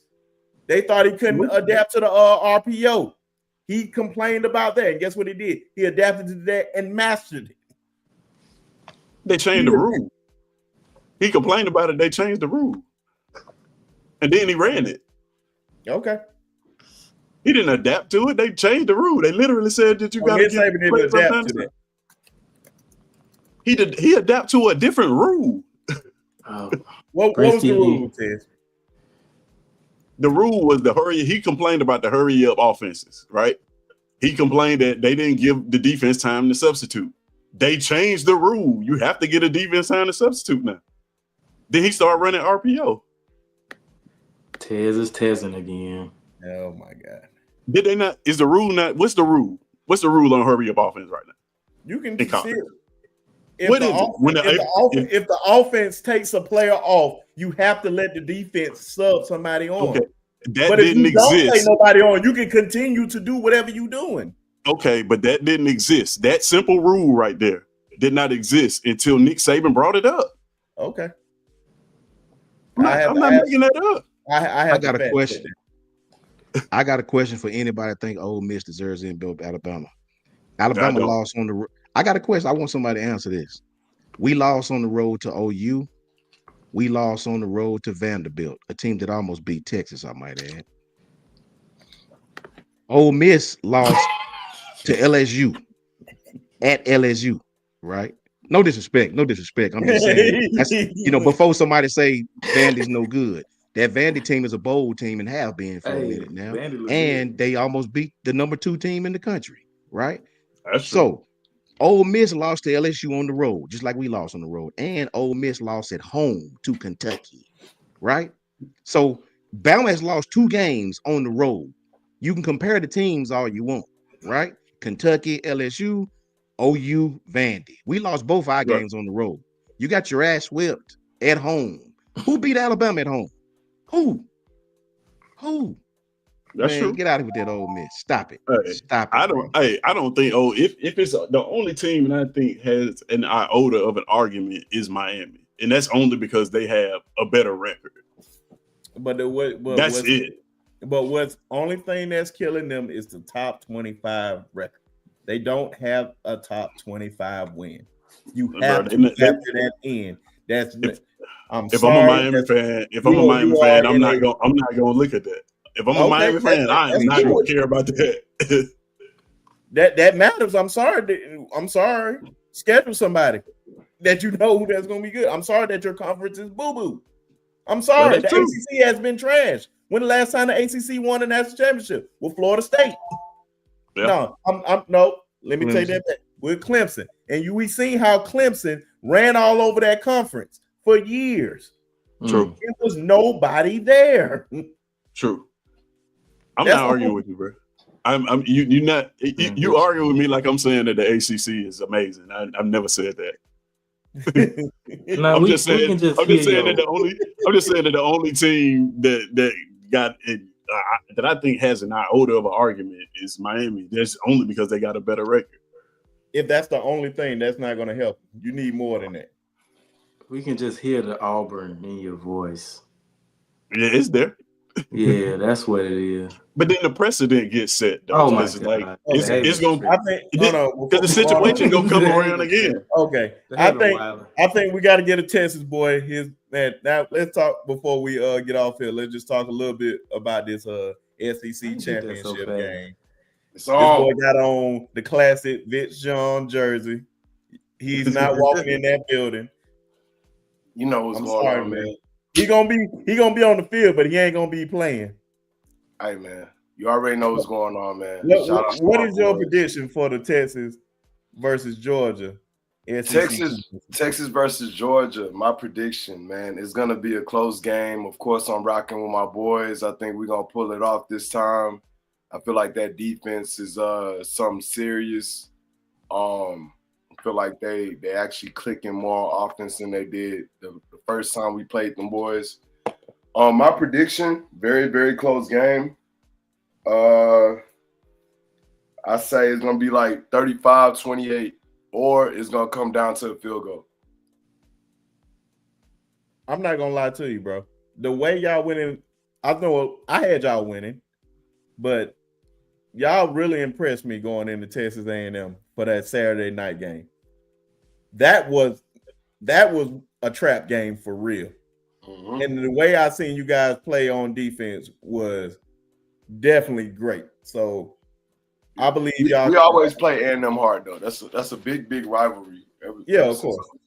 But just the environment. It ain't like y'all was playing in Austin. Y'all was playing in College Station at night with that crowd. Them folks was electric. I already know that. Yeah, they were wide open. And then y'all stop them at the goal line 2 times. Hey, I got to give y'all boys credit on that. Yeah. But it's going to be a good game. I believe it's going to come down to Carson Beck, man. I believe it is going to come down to Carson. Matter of fact, it's going to come down to the quarterbacks. Quinn Ewers has to show up. He has to show up. He cannot play like he played last time because y'all kept giving up short fields to Carson Beck and them boys. That's why they scored a lot of their points outside of the last one, if I'm not mistaken. I believe Texas can win this game. Even if Georgia loses this game, Georgia's still in the playoffs. So we're going to go ahead and cut that mess out. If anybody thinks both of them lose, they still in the playoffs. Yeah. Oh, yeah. But Texas was going to be in there anyway. Yeah. But so they're not going to fault nobody for being in the conference championship. And I'm glad that they made that extremely clear. We're not going to fault nobody. The only person that can really fall out is SMU for obvious reasons. But I think I got Texas winning this game. Depending on Quinn Ewers. If Quinn Ewers can step up, I'll get his game 28-21 Texas.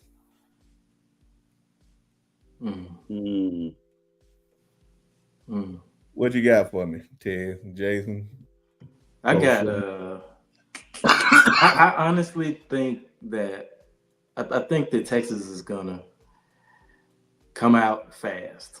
You know, I don't foresee Georgia ever having a lead in this game.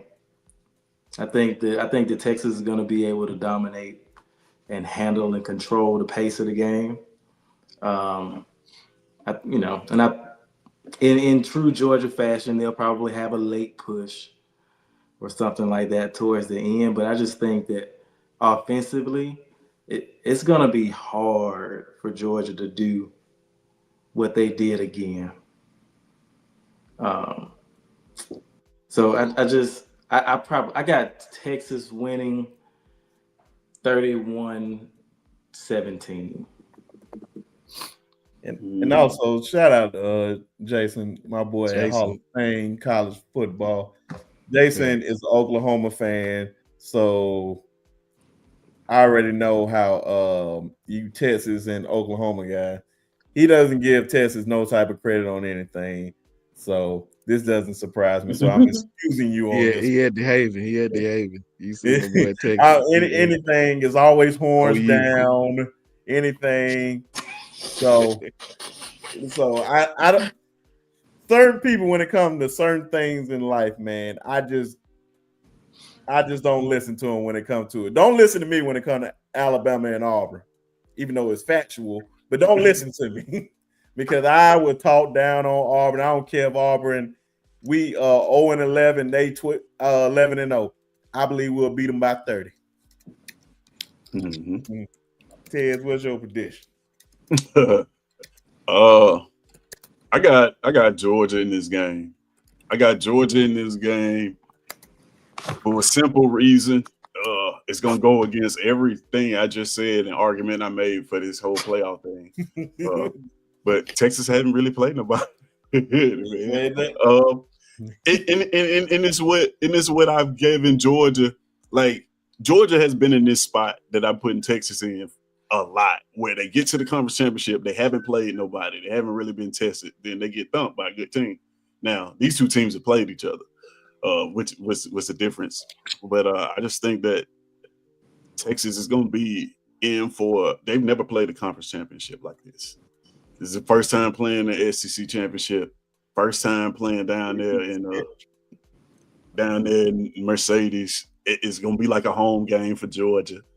And it's just a well-coached team, bro. I really like the job that Kirby Smart does with Georgia, because I don't know if they're the most talented offense in the country. They don't look like it. You know what I'm saying? Nothing jumps off the page when you see them play offense, but he gets them up ready to play. I think Georgia wins this. I call it 24-17, 24-20, something like that, somewhere around there. I'm just still laughing at Jason, man. He said they got a JV schedule, got a training wheel schedule. I'm like, man, is he talking about Texas? He's talking about Texas. Yeah, I agree. It's hard to say that when you have Georgia on your schedule, man. I'm gonna say this, guys. I'm gonna say this. They beat them though. I'm gonna you had a rough schedule about Texas, though. Even coming into the SEC with this easy schedule, none of y'all believe Texas was actually going to be number one in the SEC by the end of the year. Nobody thought that. I thought they was. I had them as a prediction. I had Ole Miss and y'all. I think Coach J picked them near the top. Yeah, because of just how the schedule set up. I didn't believe y'all played anybody this year that was going to stop you. I said the only one that I believe y'all was going to beat Georgia, but y'all didn't. But that was like y'all only competition. But this is what I'm saying. Nobody thought Texas was going to be number one in the SEC in their first year. Y'all ain't playing nobody. Yeah, they said the same thing when we was in the Big 12. Y'all ain't playing nobody. Y'all ain't winning the Big 12, man.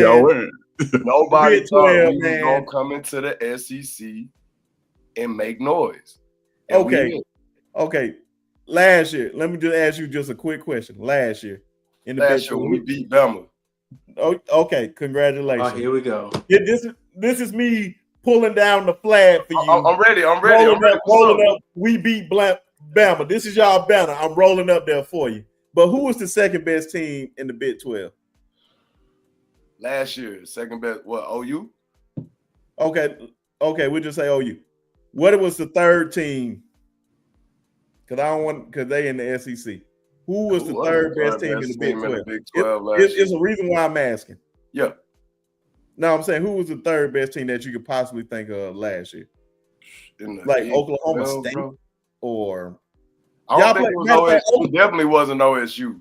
No, Oklahoma State, because y'all played them in the Big 12 championship. Matter of fact, bro, what do you think? Where do you believe that? Where do you believe that Oklahoma State would have been ranked in the SEC last year if they had to play any type of Georgias or Ole Miss or Alabamas? I don't even think they could have beat Florida. I don't think they could have beat Auburn. Nah, I think they could have beat Auburn. I'm sorry, Ted. I'm sorry. I'm sorry, Damn. Tess. I think they could have beat Auburn, bro. Auburn beat everybody Auburn, beats bro. Auburn. Auburn beat Auburn, bro. Okay, so OSU, they say OSU was second best. They talking about in the comments.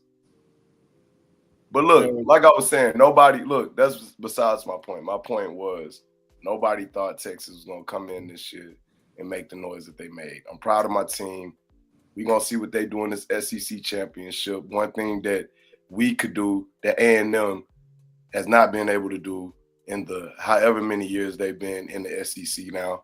You know what I'm saying? So my team is doing what they got to do. You know what I mean? We're going to come through, show Georgia something new this upcoming game. And yeah, man, you already know. UT, it's all up, man. It's up from here, baby. It's up from here. We ain't going back. I want to see the quarterback play too, man. Like y'all said, Quinn Ewers. What is he gonna do? Is he gonna step up? That is the most. He's got to play big. He's got to play big in order for them to have a chance in this game. That's the only thing. Can he do it? If he can't do it, then I don't believe they can do it. If he can play like how he played at Alabama, I don't think it's no contest. Because I believe Texas has the defense because they've been building up to have a SEC defense. Just an SEC type team. And Carson Beck is a sneaky good quarterback too, bro. Like when you be looking at the game, be like, man, this dude awful. Then you look at the stats and he got like 250 yards passes. Like where that come from? I didn't even see him throw them. It's in spurts. It's crazy. He has like a J.R. Smith syndrome. When he's on, he's on.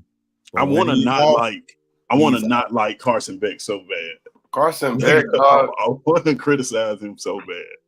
Hey, bro, Carson Beck gonna have to play a really good game against his defense this week, man. He's gonna have to really step it up and not make the mental mistakes he's been making. He's gonna have to he's going to determine the game.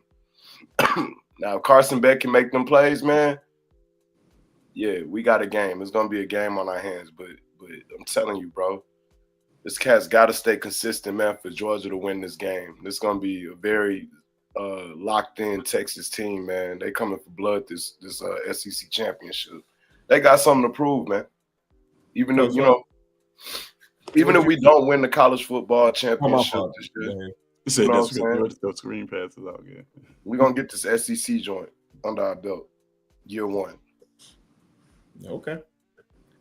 Coach Sean, how you feel about me? What's your prediction for this SEC championship game? Listen, man, you know me, bro. The truth is in the details, bro. There you go. You know, bottom line is, and this is no disrespect to Texas, because I think Sark has built Texas, just like Coach Al said, in the image of an SEC school. How did he do that? By recruiting in the trenches first. He had all them young linemen 2 years ago, Kelvin Banks, all them young linemen. I can remember him seeing an interview where he said he only had 12 linemen. Now they got like 20-something linemen. So he built it the way Saban built Alabama, in the trenches first, because you can get skill position all the time. You can get skill position everywhere. Those big meaties in the trenches is how he built it. But I will say this, man. This is just the truth. Oklahoma played ranked Tennessee, ranked South Carolina, ranked Ole Miss, ranked Missouri, ranked Alabama. Texas played none of them. None of them. They played Colorado State, UTSA, Louisiana Monroe. They played Georgia, who they lost to. They played Vanderbilt, who they almost lost to. They caught Florida without my man, beat them. Here's the thing, man. I don't think Texas is going to beat Georgia. And I'll tell you why. Kirby Smart and their staff are freaking awesome. They awesome at making adjustments at halftime. I know what kind of offense Sark's run. Sark do a lot of option routes, play action stuff, RPO stuff. I don't think you're going to be able to do that on Georgia because Georgia match on the back. I don't think receivers are going to be running wide open down the field. I think coming to Atlanta, Georgia going to be energized. Georgia is very, very hard to beat in that stadium if your name ain't Alabama. I mean, that sounds like a biased opinion, but it's the truth, man. It's the reason why these dudes ain't lose a game for like 3 years, but to one team.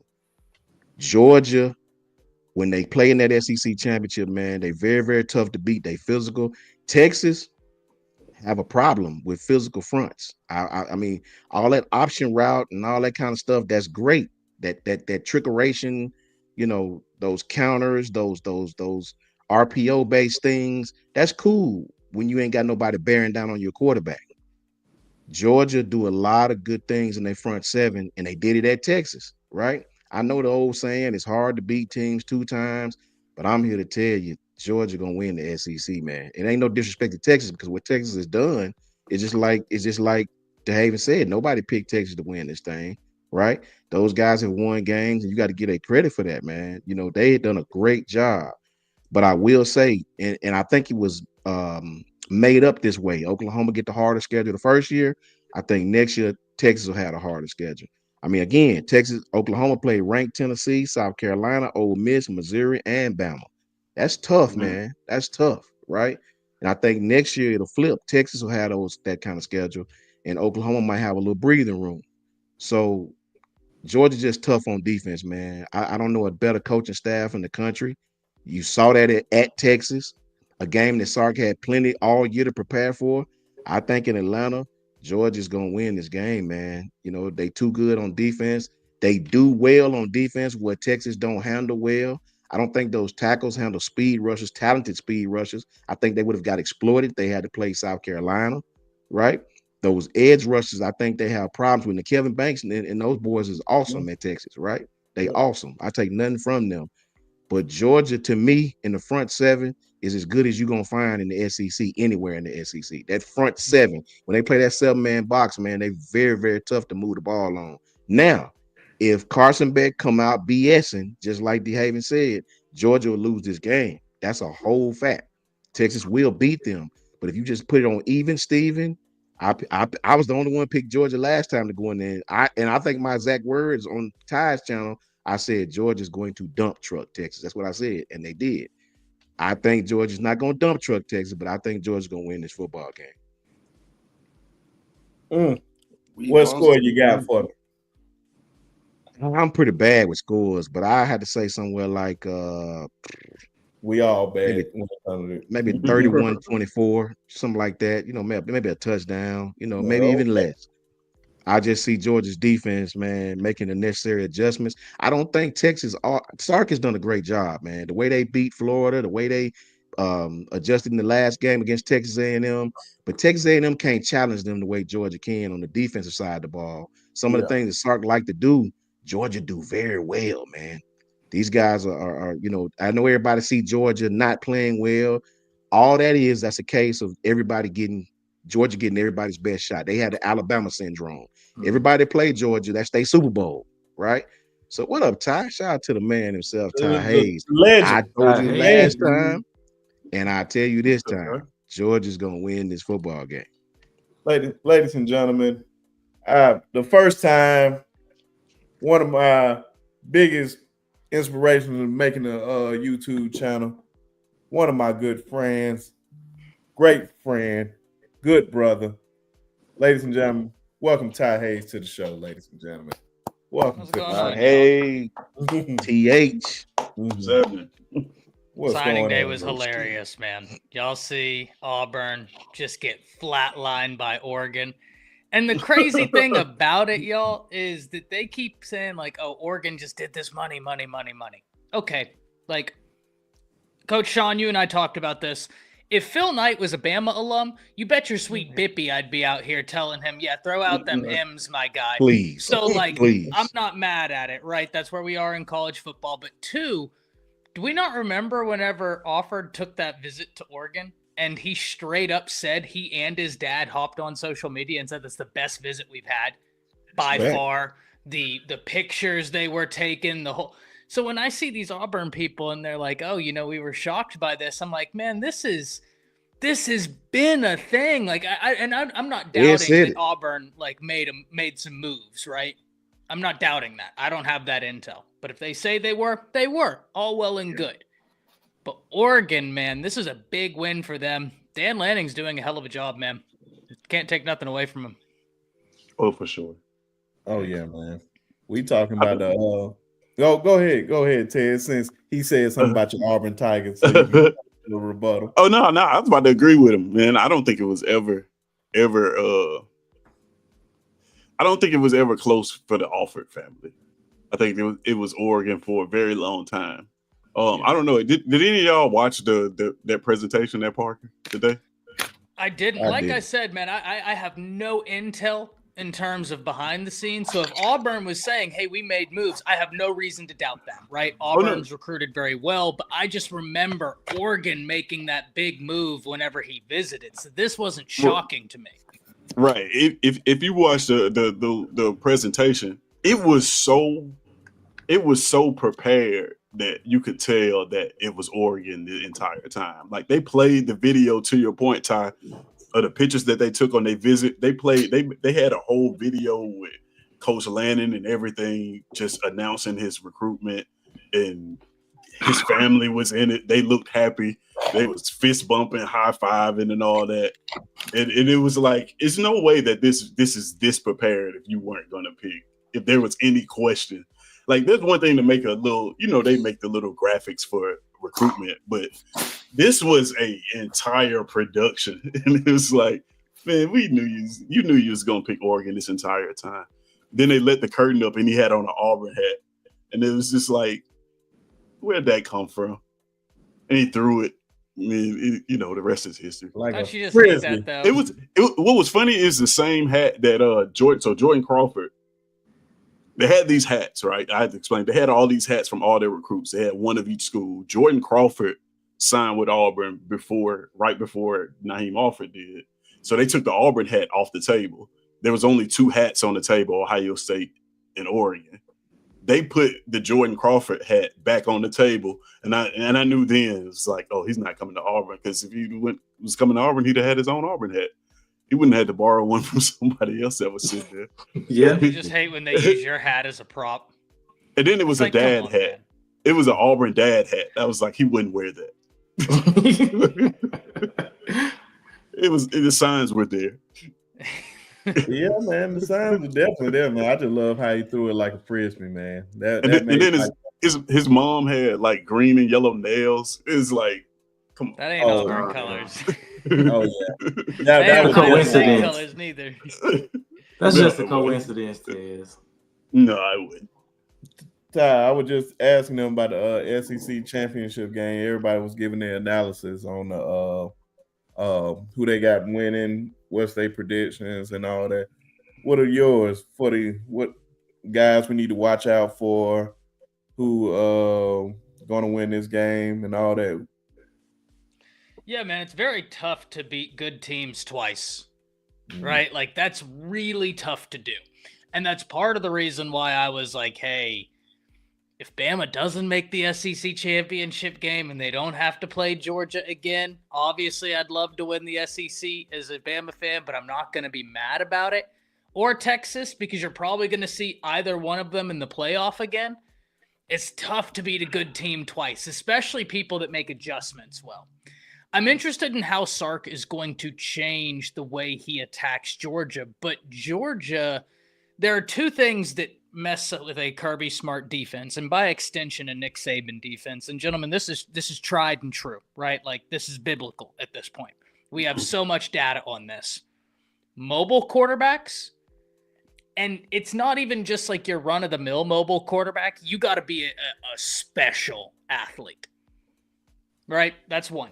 Two, if you are a pocket passer, you damn sure better be able to test the defense deep, because Kirby's going to play straight up man. If he doesn't think you're going to be able to beat him, he's going to creep those safeties down. He's going to make you play straight up man. He's going to heat you up, and he's not going to adjust until you make him adjust. Remember, when Bama had J-Mo, he left a corner out on an island with J-Mo up until like halfway through the third quarter, when finally he was like, all right, cool. You've made your point. We can't cover him. Now we're going to adjust. Same guy who came into the game and said, we're not bracketing Ryan Williams. Well, it bit him, but that's Kirby, right? Like, that's part of the reason why I have so much respect for him. Because if I was smart, and I was a football coach, I'd be the same way, right? I'd be like, nah, if this is what I do, you got to beat me until I come off of it. Sark has the tools to be able to stress a Kirby defense, the way his offense is predicated. If you think back to how Texas beat Alabama, they put Caleb Downs in a blender. I'm not mad at it. He was a young player, like third game into his freshman season, but Sark orchestrated. For us football guys, it was like watching Pablo Picasso paint. And it hurts to say because it was against my Tide, but it genuinely was art. The game plan he orchestrated, and Quinn was in rare form, dropping passes that I've never really seen him do since, right? So that's my first thing. What Quinn Ewers are we going to get?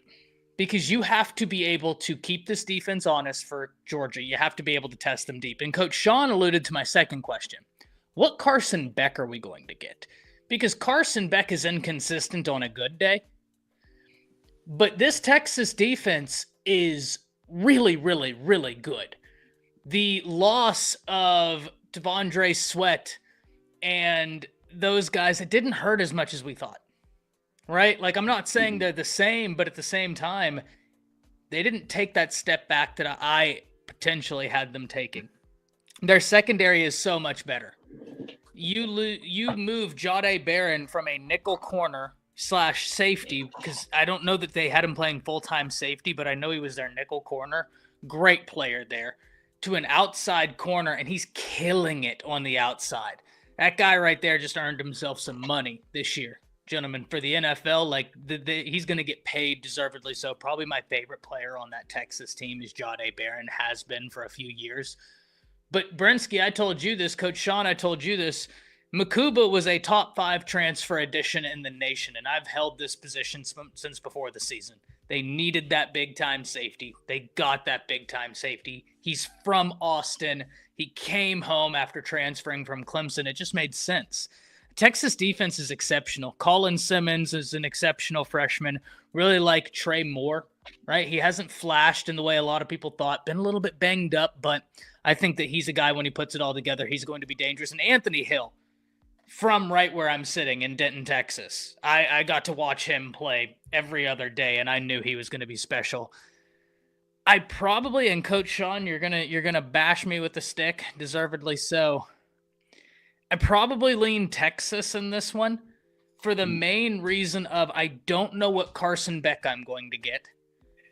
2, I don't think that these teams suffer from almost the same thing. And that offensively, I don't know what I'm going to get offensively from either one of these teams, Georgia or Texas.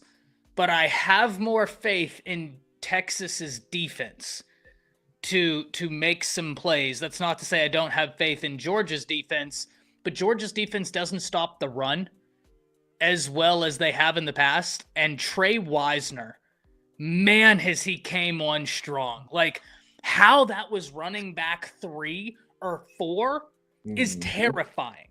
That's actually terrifying. Because whenever they get Baxter back, whenever they get Christian Clark, I believe is his name. If I butchered that, I mean no ill will. I don't remember off the top of my head.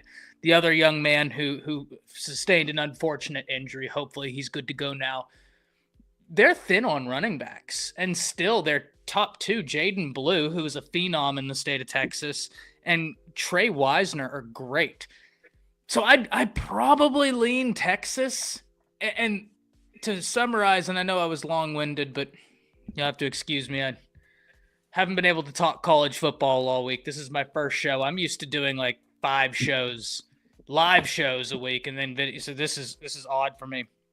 It's tough to beat a good team twice in the same year, right? But Georgia, the difference between them is Texas wants to prove something. Georgia wants revenge. So you have almost these similar but different dynamics. It's going to be a great game. I'd probably pick Texas, though, in a close one. So you'll put your eye out up there. How healthy is Georgia right now after that Georgia Tech game? Healthier than they were when they went the first time to Austin, because that time Tate Ratledge had just come back from injury and was still real banged up. Still played, if I'm not mistaken. I don't know how much, but he's healthier now. Texas is relatively healthy, right? I mean, Isaiah Bond has been off and on all season, but even then, man, like even without Isaiah Bond, they still have Matthew Golden, who's been just such a pleasant surprise for them. And I think their best wide receiver is actually that freshman, Ryan Wingo. I think that some of these freshman wide receivers this year, top to bottom, have the highest ceilings. Cam Coleman, Ryan Williams, Jeremiah Smith, Ryan Wingo. I mean, these guys are freaky. Like I always say, freaky with the frog with a mustache, right? Like these guys are different. It's gonna be a fun game. Yeah, man. I can't wait to see it.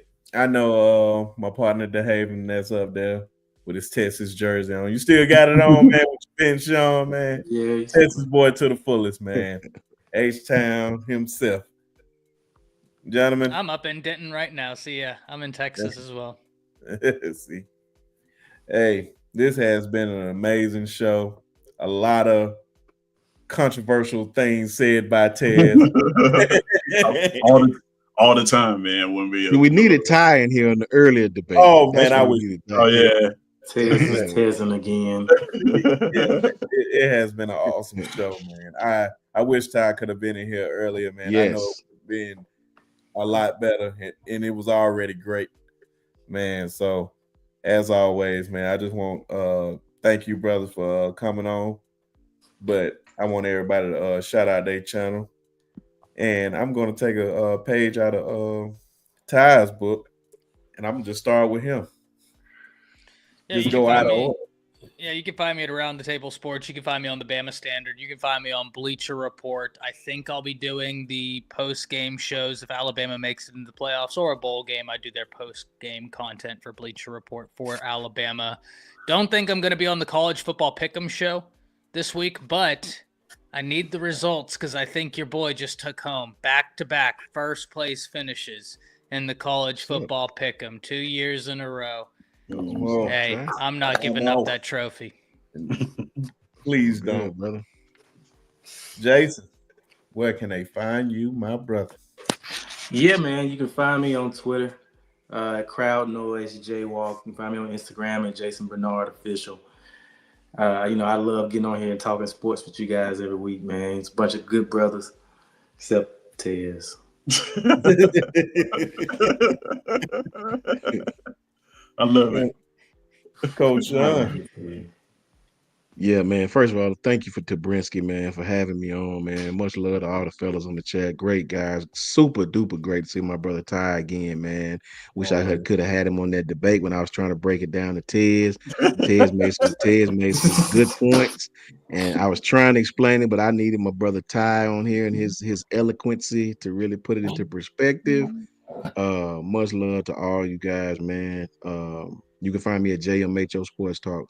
Just my humble opinion on Twitter and YouTube. Shout out to Jay Townsend too, man. Jay Townsend got a hell of a channel, man. You guys tap in with Jay. Much love to Jay and everybody in the chat that tapped in with us, man. Much love to you guys for sure. God bless you, brother, on that one. The Haven. Hey, man, you already know what's up, man. Hey, shout out to my Hawks, man. Shout out to my Braves, man. You already know what's going on. Hey, you can follow me at DJ Ghost Plato on all platforms. You know what I'm saying? You can check out my music on Apple Music. Check me out. You know what I'm saying? But yeah, go Longhorns, hook 'em, baby, all day. We coming for the SEC. You know what's up. I'm so happy that you shouted out your employers because that just lets you know, man, you're trying to get that raise. Oh yeah, it's coming in January. You looking at the new distribution manager for the squad. You already know what's up. There you go. Tell them. Talk that talk for the Atlanta Braves, my brother. Talk that talk. You got a good job. Yeah, that boy good. Oh, right. You got a good job. And if anybody is ever in Atlanta, I'm telling you, my boy will look out for you. Need some So tickets. go there. So anytime y'all in Atlanta, make sure y'all hit up the Haven. or y'all just call my phone. I'll make sure you get his number. He'll look out for you for sure. Good, You ain't brother. lying. Definitely good, brother. Controversial Tez. Oh man. Let me see. This is harder than it looks. Bam, there you go. Photo imaging. On all platforms, man. You can check me out. I'm probably somewhere playing devil's advocate. That's kind of what I do. So yeah, you check me out on all platforms. I think Trainwreck asked Ty to ask me how long I've been in orbit. Trainwreck, I live in orbit. It's where I reside. If you want to visit me for Christmas, you got to leave now. But yeah, you check me out on platforms. I'm probably gonna get a Twitter. A lot of people been asking me to get a Twitter, man. I think I'm gonna get That a was Twitter. me. Yeah, you were amongst them. I think I'm gonna follow through with it though. I think I'm gonna follow through. I'm telling you, man. I get all my news from Twitter, bro. I like anything I need to know, I get it straight from there, man. And trust me, man, it's highly entertaining. It really is. But as always, I'm Brent Sharp of the Sharpshooters Podcast. Appreciate everybody for coming in tonight, showing major love. I'm so glad that Ty had the opportunity to come on over finally or whatnot. But this was my first time, like really, really officially inviting my boy. But I wanted to like build it up because this brother showed me so much love and inspired me to just chase this dream and keep going after it. So I want to give this man his flowers. I definitely appreciate you, my friend. Love you and everything that you do. Shout out to Tez, always being there for me. The Haven, my day one. Jason, fam, Coach Sean, always showing me love. Appreciate every last one of you guys. Couldn't get this far and only gonna go farther. So they said, and I know I'm about to butcher this so bad. They said if you want to go far, go together. So I'm just gonna say that part. I think you got it right, man. Oh yeah, but I think it was something else before you say that part. But so I rather go with the guy than go at it alone. What is that? A Skyhawks ball? Oh yeah, shout out to the College Park Skyhawks. I work for them too. You know, it's going crazy. Okay.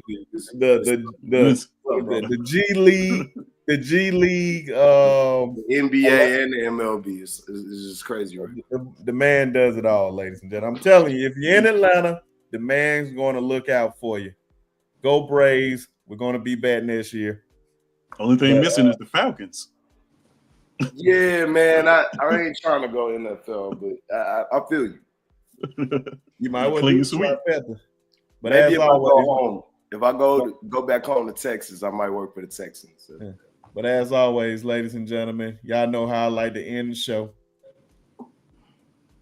Ty got the spin wheel, but this how I like to end it.